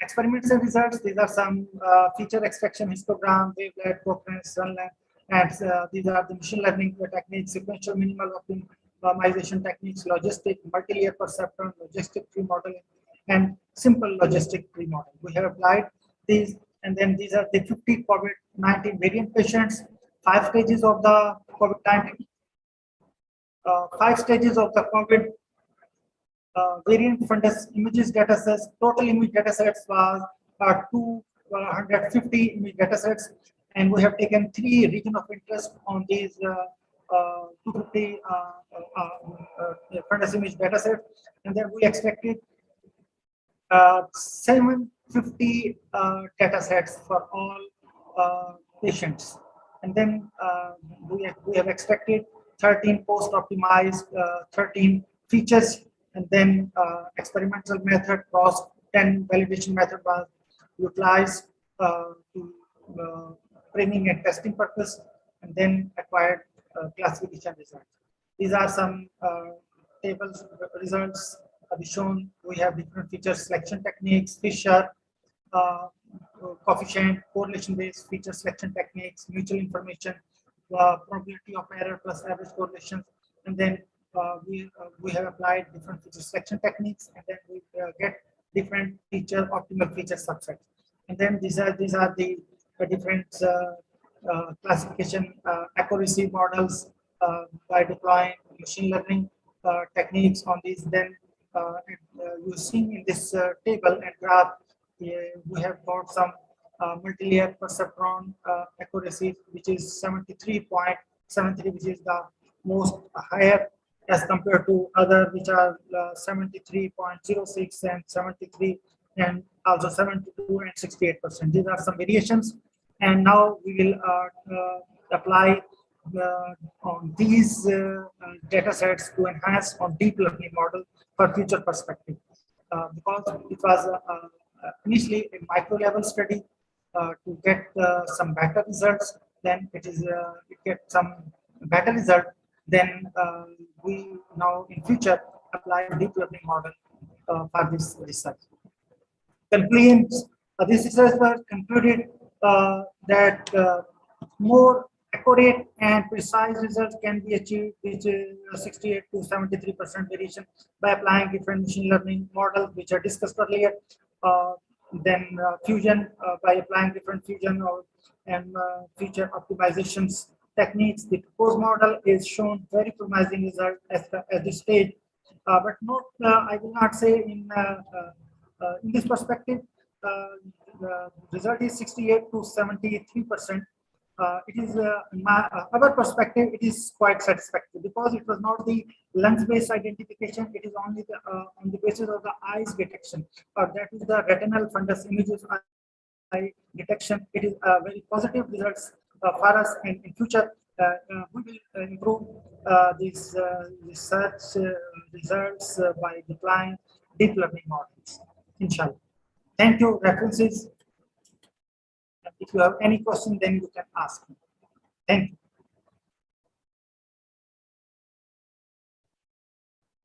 Thank you so much, sir. We highly admire your work.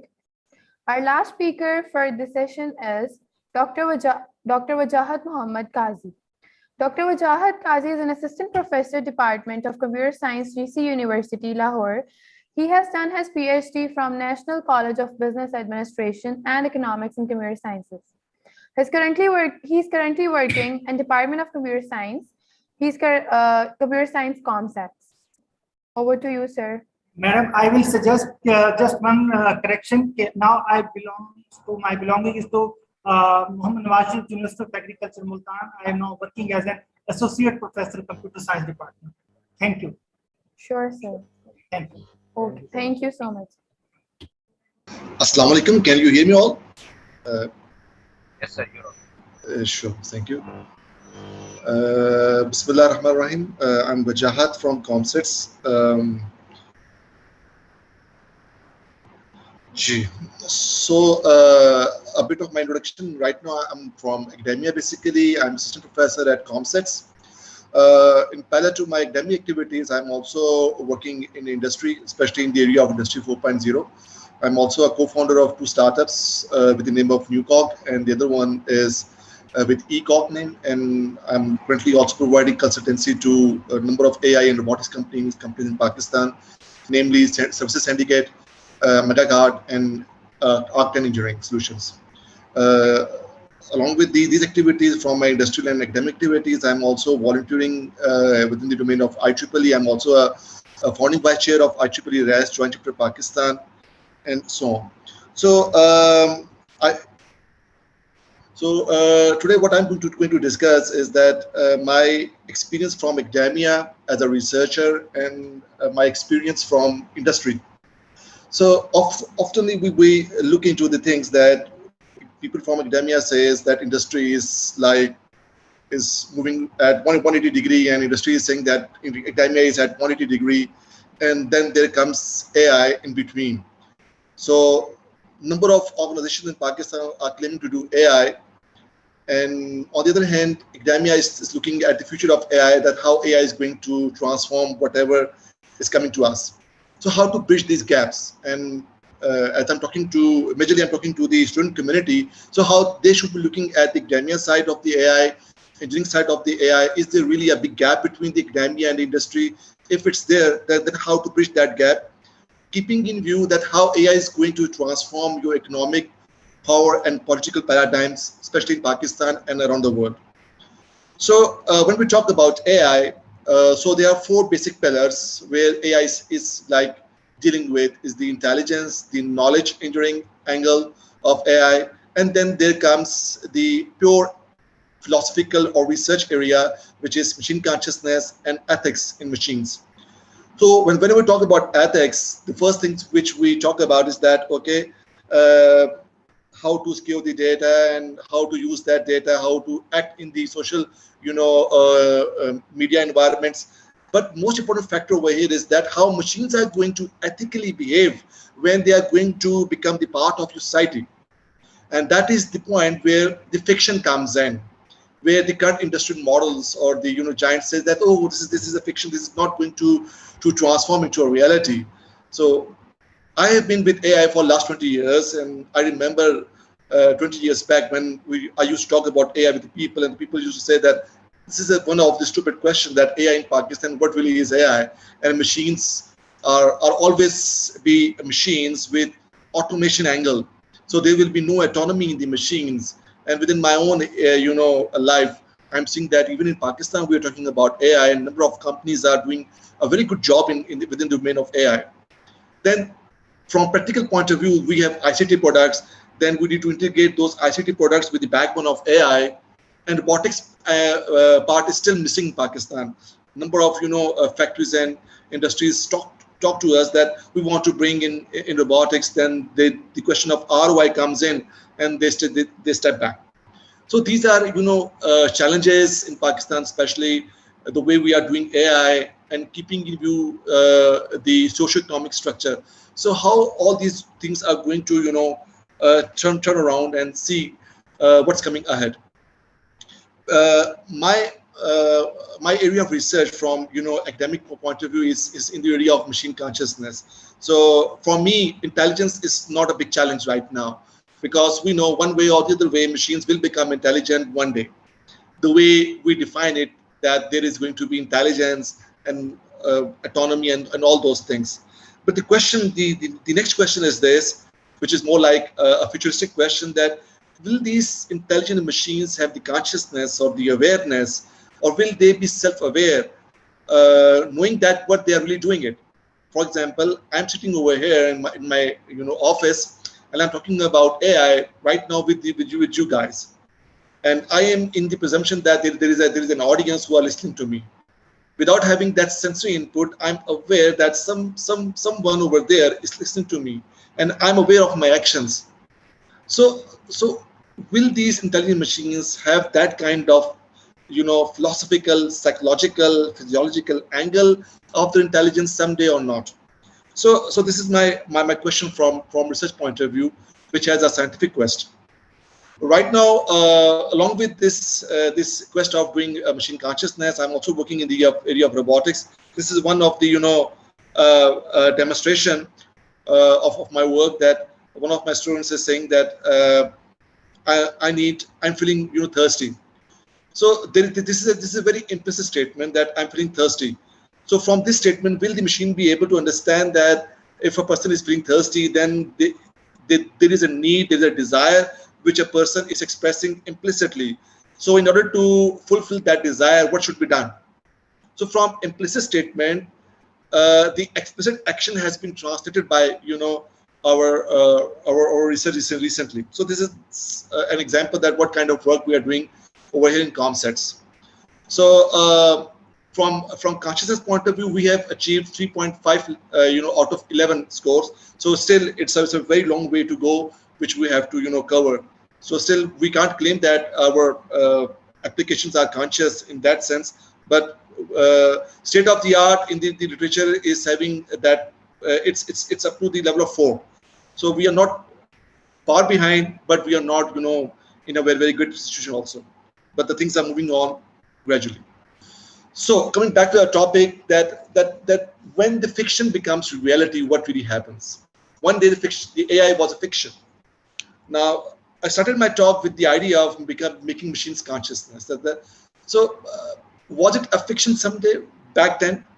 I remember that during my childhood, there was a television series called Star Trek. I'm not sure how many guys are over here are Trekkie. Basically, I'm a Trekkie. So in that one of those episodes, I'm just sharing a clip over here. So this over here guy is an android, and this is the captain who is defending the android over here. So the argument is this, that the engineers want to open up the brain and to see that how this data android is behaving, why it is behaving like this, because this is the only android which is having self-awareness, and the question of consciousness is there. So the point over here is that back in 90s, in our fiction, there was a question of making machines conscious and self-aware.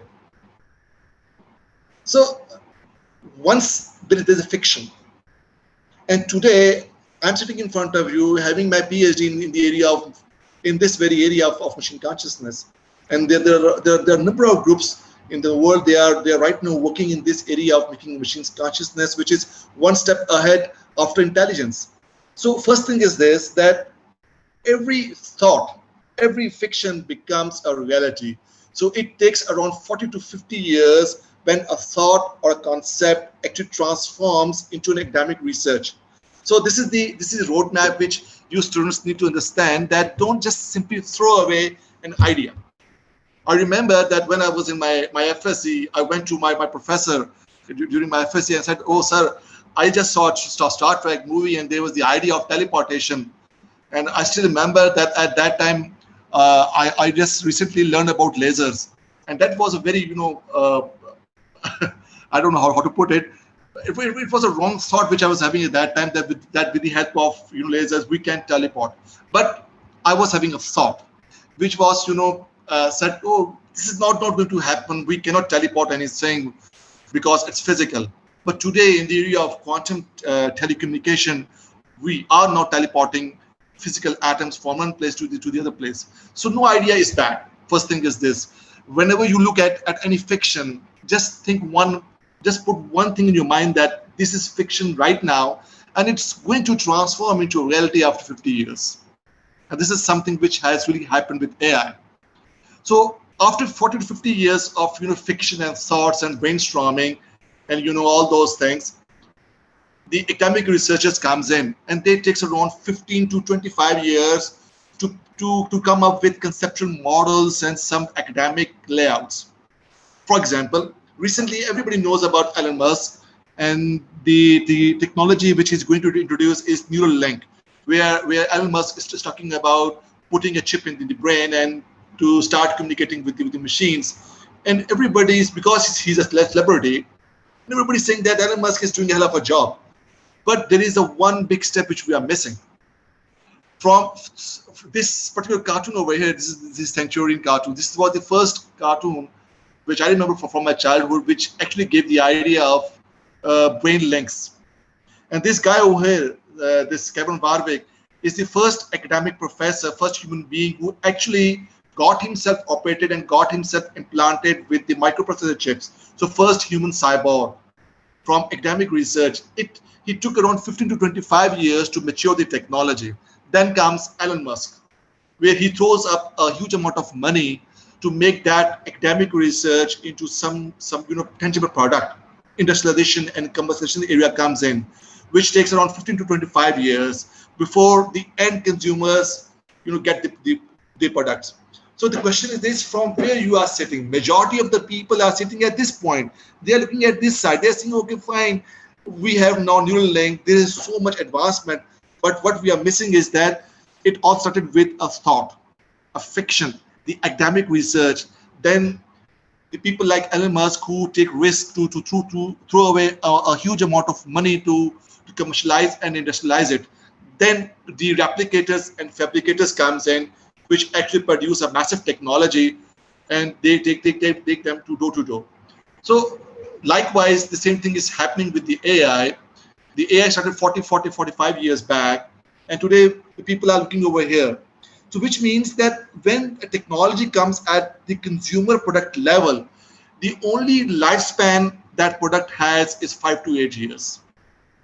So if somebody is trying to make a career in AI or in any domain of robotics in AI, they must look at this roadmap. That what kind of short-term or long-term planning they're looking at. So from my point of view, as I've been on this roadmap, so how I think that AI is going to transform. So in simple words, there is no future of humans on this planet Earth. That is the future when AI is at its full bloom and its full scale. Now, I'm not saying this that humans will not survive. That is not the debate. Humanity will prevail. The question is about that. Do we have a future? Because everything is going to be transforming from automation to autonomy. Your banks are going to transform into autonomous banking. Your factories, Industry 4.0, Industry 5.0 are autonomous factory models. You have self-driving cars and so on and so forth. So do we really need humans to drive or to regulate these machineries anymore? So already it's a compiled list of jobs which we are expecting that by 2030 or by 2035, these number of jobs are going to be eliminated. These numbers of jobs are going to be eliminated due to this autonomy of industries and all those autonomous processes, autonomies. So first example over here from that industrialization concept. So on top of the slides, I'm giving the milestones that where this technology is right now. So as a proof of concept, Saudi Arabia has funded $500 billion investment to establish a new city called Neom. This is the official image, a concept image from their official website. So this is how the economics is going to be translated. That we are not talking about human resource driven or knowledge driven economy. Now we're talking about the economy which is being regulated and generated by the autonomous machines, right? I'm not talking about automation anymore. I'm talking about autonomous machines, because cities are the first step towards the economic cycles. So this city, the idea of this city is to build a city for machines. So their assumption is that, their belief is that in this city, the number of the population of machines will be larger than the population of humans. So like 5G technology, which is being tailored, keeping in view the needs of machines rather than the needs of human beings. Likewise, this city is being tailored, keeping in view the needs of machines rather than the needs of human beings. So it means that the way the economic cycle is going to be executing over here is not the traditional one. So how it's going to happen? For that, we'll be needing Industry 5.0 rather than 4.0. But unfortunately, in Pakistan, we are still having this debate of knowledge economy and Industry 4.0. So in order to survive the upcoming industrialization and commercialization, we need to shift our paradigm from knowledge economy to the circular economy. So what is the circular economy? Circular economy is the backbone of Industry 4.0 and 5.0. So in this, circular economy or circular engineering, the idea is that to produce those products with the help of artificial intelligence and all those gadgets, which actually help us to drop down your wastage to zero. Recyclable products. So idea is to develop recyclable products. This is what the main crunch of Industry 4.0 or 5.0. But whenever we talk about Industry 4.0, in my personal experience, they simply say, okay, just put robots over there and put AI over there. Okay, fine. This is the output of your Industry 4.0. What is the outcome? What kind of outcome you are looking over there? So the faces are blank because people are not really having the idea that Industry 4.0 and 5.0 are huge investments. But in order to have those kind of investments, you must have a very clear vision that are you really going to take over circular engineering in your industrial processes or not? So if you want to have non-circular engineering processes and you want to adopt Industry 4.0 paradigm, then it's not going to help you out. So you will never be able to meet your ROIs. Okay. If the machines are going to be autonomy and they are going to do all the work, even in your industries and all those things, then the question comes that who is going to pay the tax? Because it's all about economics at the end of the day. I'm not working anymore if those millions of jobs are going to be eliminated, and if I'm a professor and I'm going to lose my job from a machine, then why should I be paying the tax? So from that point of view, a new tax model has been introduced, where the idea is that if machines are going to serve the community, so they'll get paid and they'll be paying the taxes. So if the question comes that is there any example where machines are getting paid? Yes, Sophia is working. This first Sophia citizen robot is working as a chief humanoid officer in a company called Singularity Hub. And there's another example of Ross, which is a artificial lawyer. You have to pay $49 for its services per month. So these machines, already we are at the phase where at a very small scale, we are putting machines as services where we are paying them against their services. Okay, fine. If those kind of services are there, so what Finland did is at a very small scale, they have started paying $640 from as a universal basic income from the money which they are generating from these kind of tax models. India has already passed their this bill of universal model basic income model in the parliament in 2017, but they have not yet implemented, not even for case studies also. But the approval is there. In Pakistan, there is no such idea, or even in Pakistan, we are not thinking about any alternate economic model when the time comes in. So this is one of the challenge where I think that where the people from economics domain and from the technology domains should sit together and to see that how we can actually propose various different economic models so that we can be proactively prepared for the future. Once again, when it comes to power, a very good, I was looking at in an article when that Obama's regime was ending, and the U.S. State Secretary gave a statement that the sixth generation warfare is quite simple, that your machines are going to fight my machines. So there was a movie in back 2000, a fiction once again, a stealth, where the idea was that it was a unmanned aircraft with all those quantum AI implemented over there, and that stealth was actually that aircraft was basically for these technologies you need software defined aircrafts. These are 6th gen aircrafts. So for these aircrafts, the idea was that they can actually autonomously decide whatever they want to decide. So is there any reality over here in practice? Recently, what Boeing did is that they have developed their first prototype for Loyal Wingman. So in Loyal Wingman, the idea is quite simple.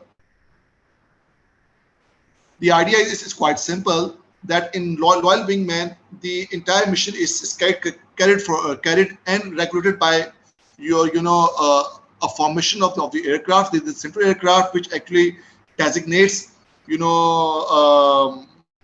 duties or tasks to the other aircrafts. And because it is a software defined aircraft, you can actually, convert, or you can deploy any kind of sensory modules at runtime. So the entire aircraft architecture is dynamic, and it can change its behavior on fly. So the recent experiments are successful. So this was the work done in 2020. So after this, what we can do is that comes the power. Okay, fine, your low scale jobs are gone, your army or your air forces are transformed to autonomous air forces. Then the only option left is to run an office, become a politician. So this is how we, once again, another fiction, another thought, that why not the Oval Office cannot be run by a robot. So this is one of the fiction or the thought which was printed in the media. So later, what happened recently is this: Australian, in Australia, there was a survey in which the question was that how about if AI to become next Australian Prime Minister? So as response to this survey, 56% of the respondents were convinced that the government will work with robots within 10 years. So people are getting this idea that okay, fine, not the entire government, but a portion of the government should be delegated to the AI machines. Okay, fine, if that is going to happen, so Japanese are always one step ahead. In 2017, they actually did this thing, that an AI was the candidate for the mayor's election, and it stood third in the voting process. So if in 2017 the AI is getting 3,000 plus votes, and it's in the runner-up position, so give 20 years to this technology, or 25 years to this technology. It's not about this thing anymore, that after how many years this is going to happen. It's about the time it's going to happen in the future, whether you like it or not. So this is one of the practical steps taken by Japanese, that they are using AI as a candidate for the mayor election. Now give 20 years, 30 years to advance this technology. So you can do the maths. You are more intelligent than me over here. You can do the maths that, okay, fine, autonomous cars are there. You have online teaching modules over there. You have, autonomous recruiters over there. You have, autonomous aircrafts over there. And even you are talking about running the complete government organization over there. So it's a matter of time. So the question comes is that, should we fear, or is there any hope for us as human beings? I'm very hopeful. Why? Right now my camera is off, but I'm wearing glasses. If I take off my glasses, I'm a misfit person in this society, because I can't even see 2 or 3 rows ahead at me. So I have my intellect. This central part is my intellect. This is my body. So this is what I am. My glasses are my technology. So this is me at this time. My intellect, my body, and my body is being, having one, spot of a technology with me, which is my glasses. Now comes technology like brain-computer interaction and all those things which Elon Musk is working. So this is going to happen, that we will start putting more and more gadgets on ourselves, like Kevin Warwick did.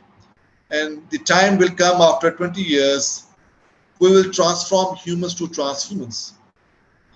So that was my point, that there is no future of humans on planet Earth, but there's a future of transhumans.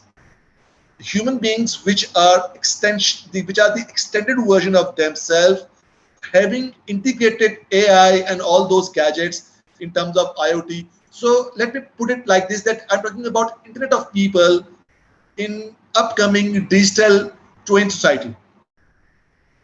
So this is how it's looking at right now. The concept of neural link, the concept of AI, all those things started 50 years ahead. So if you want to speculate that what would be the future after 50 years, then you have to look at what Doraemon is going to offer you at this stage, and try to map those ideas with the current technology, with the current philosophy, with the current metaphysics, with the current academic research, and the way the industrialization is trying to commercialize what things are happening right now. You can easily plot your map for next 15 years, 20 years, or 50 years. So we already have a roadmap for machines that around 2065 we're talking about the integrated AI and human entity called technological singularity, which is right now we are at some major part is at the academic research. Few elements are being drained down at the commercialization stage, where proof of concepts are being developed in number of organizations. This is another roadmap for from Russian regime. Same phases. So the big question over here from academic point of view is that, okay, fine, if we are going to talk about transhumans, we have nanotechnology, we have nanobots working over there. So how we are going to regulate these machines? It's going to go out of control. So one way to control anything is to give them the fear of death. Some people in the audience might not agree with me, because it is one of the school of the thoughts. You may have another version of this philosophy. So will we be able to make machines which will have this element of death or not? So for that, AI with the help of cybernetics is now moving into the area of artificial life. So this is where we are talking about next 50 years.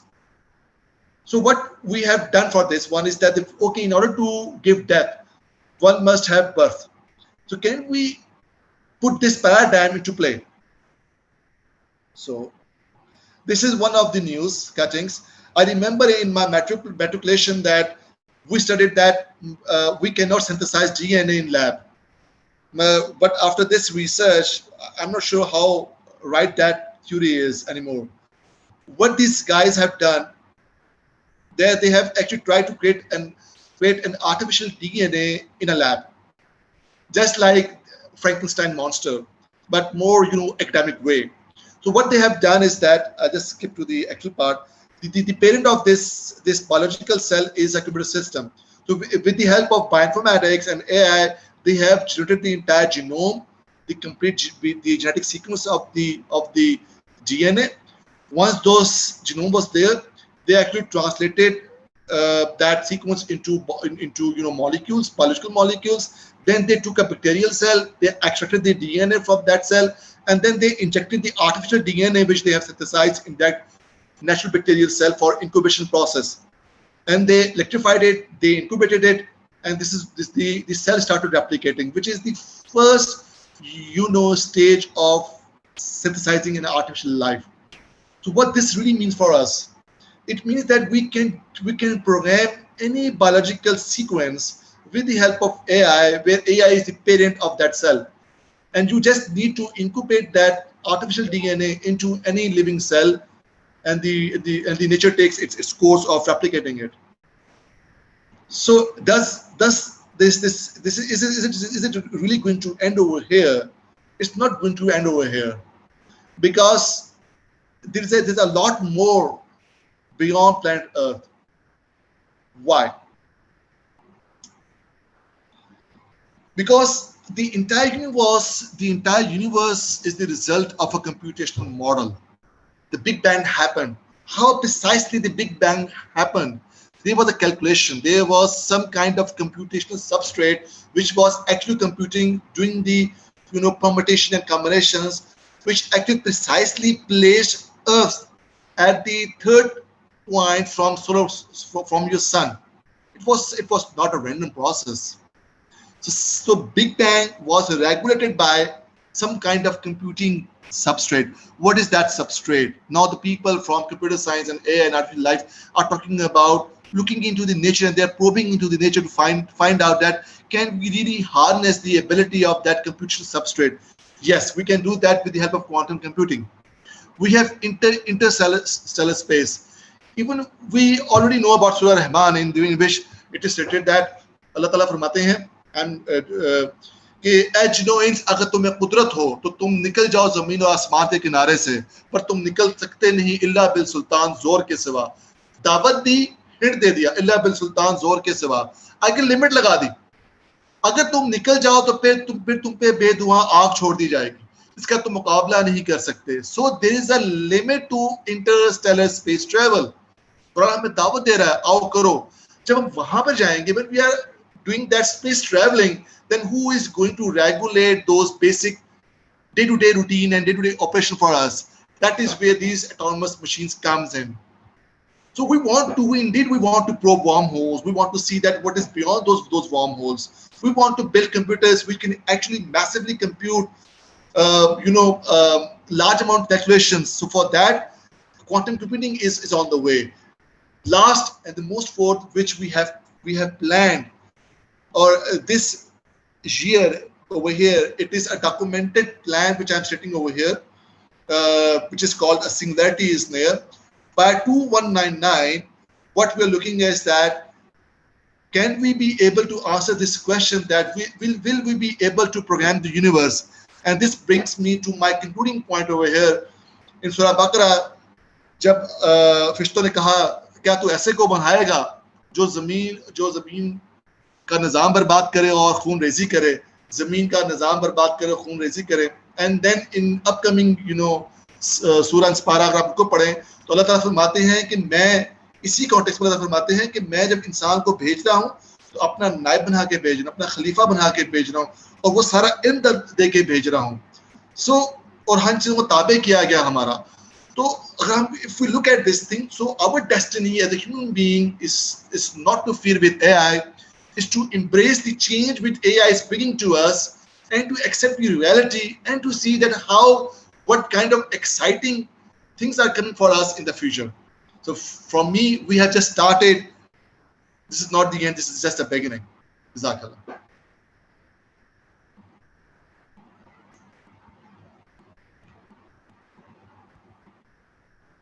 I present a plethora of thankfulness to you for being a part of our conference. Thank you so much, sir.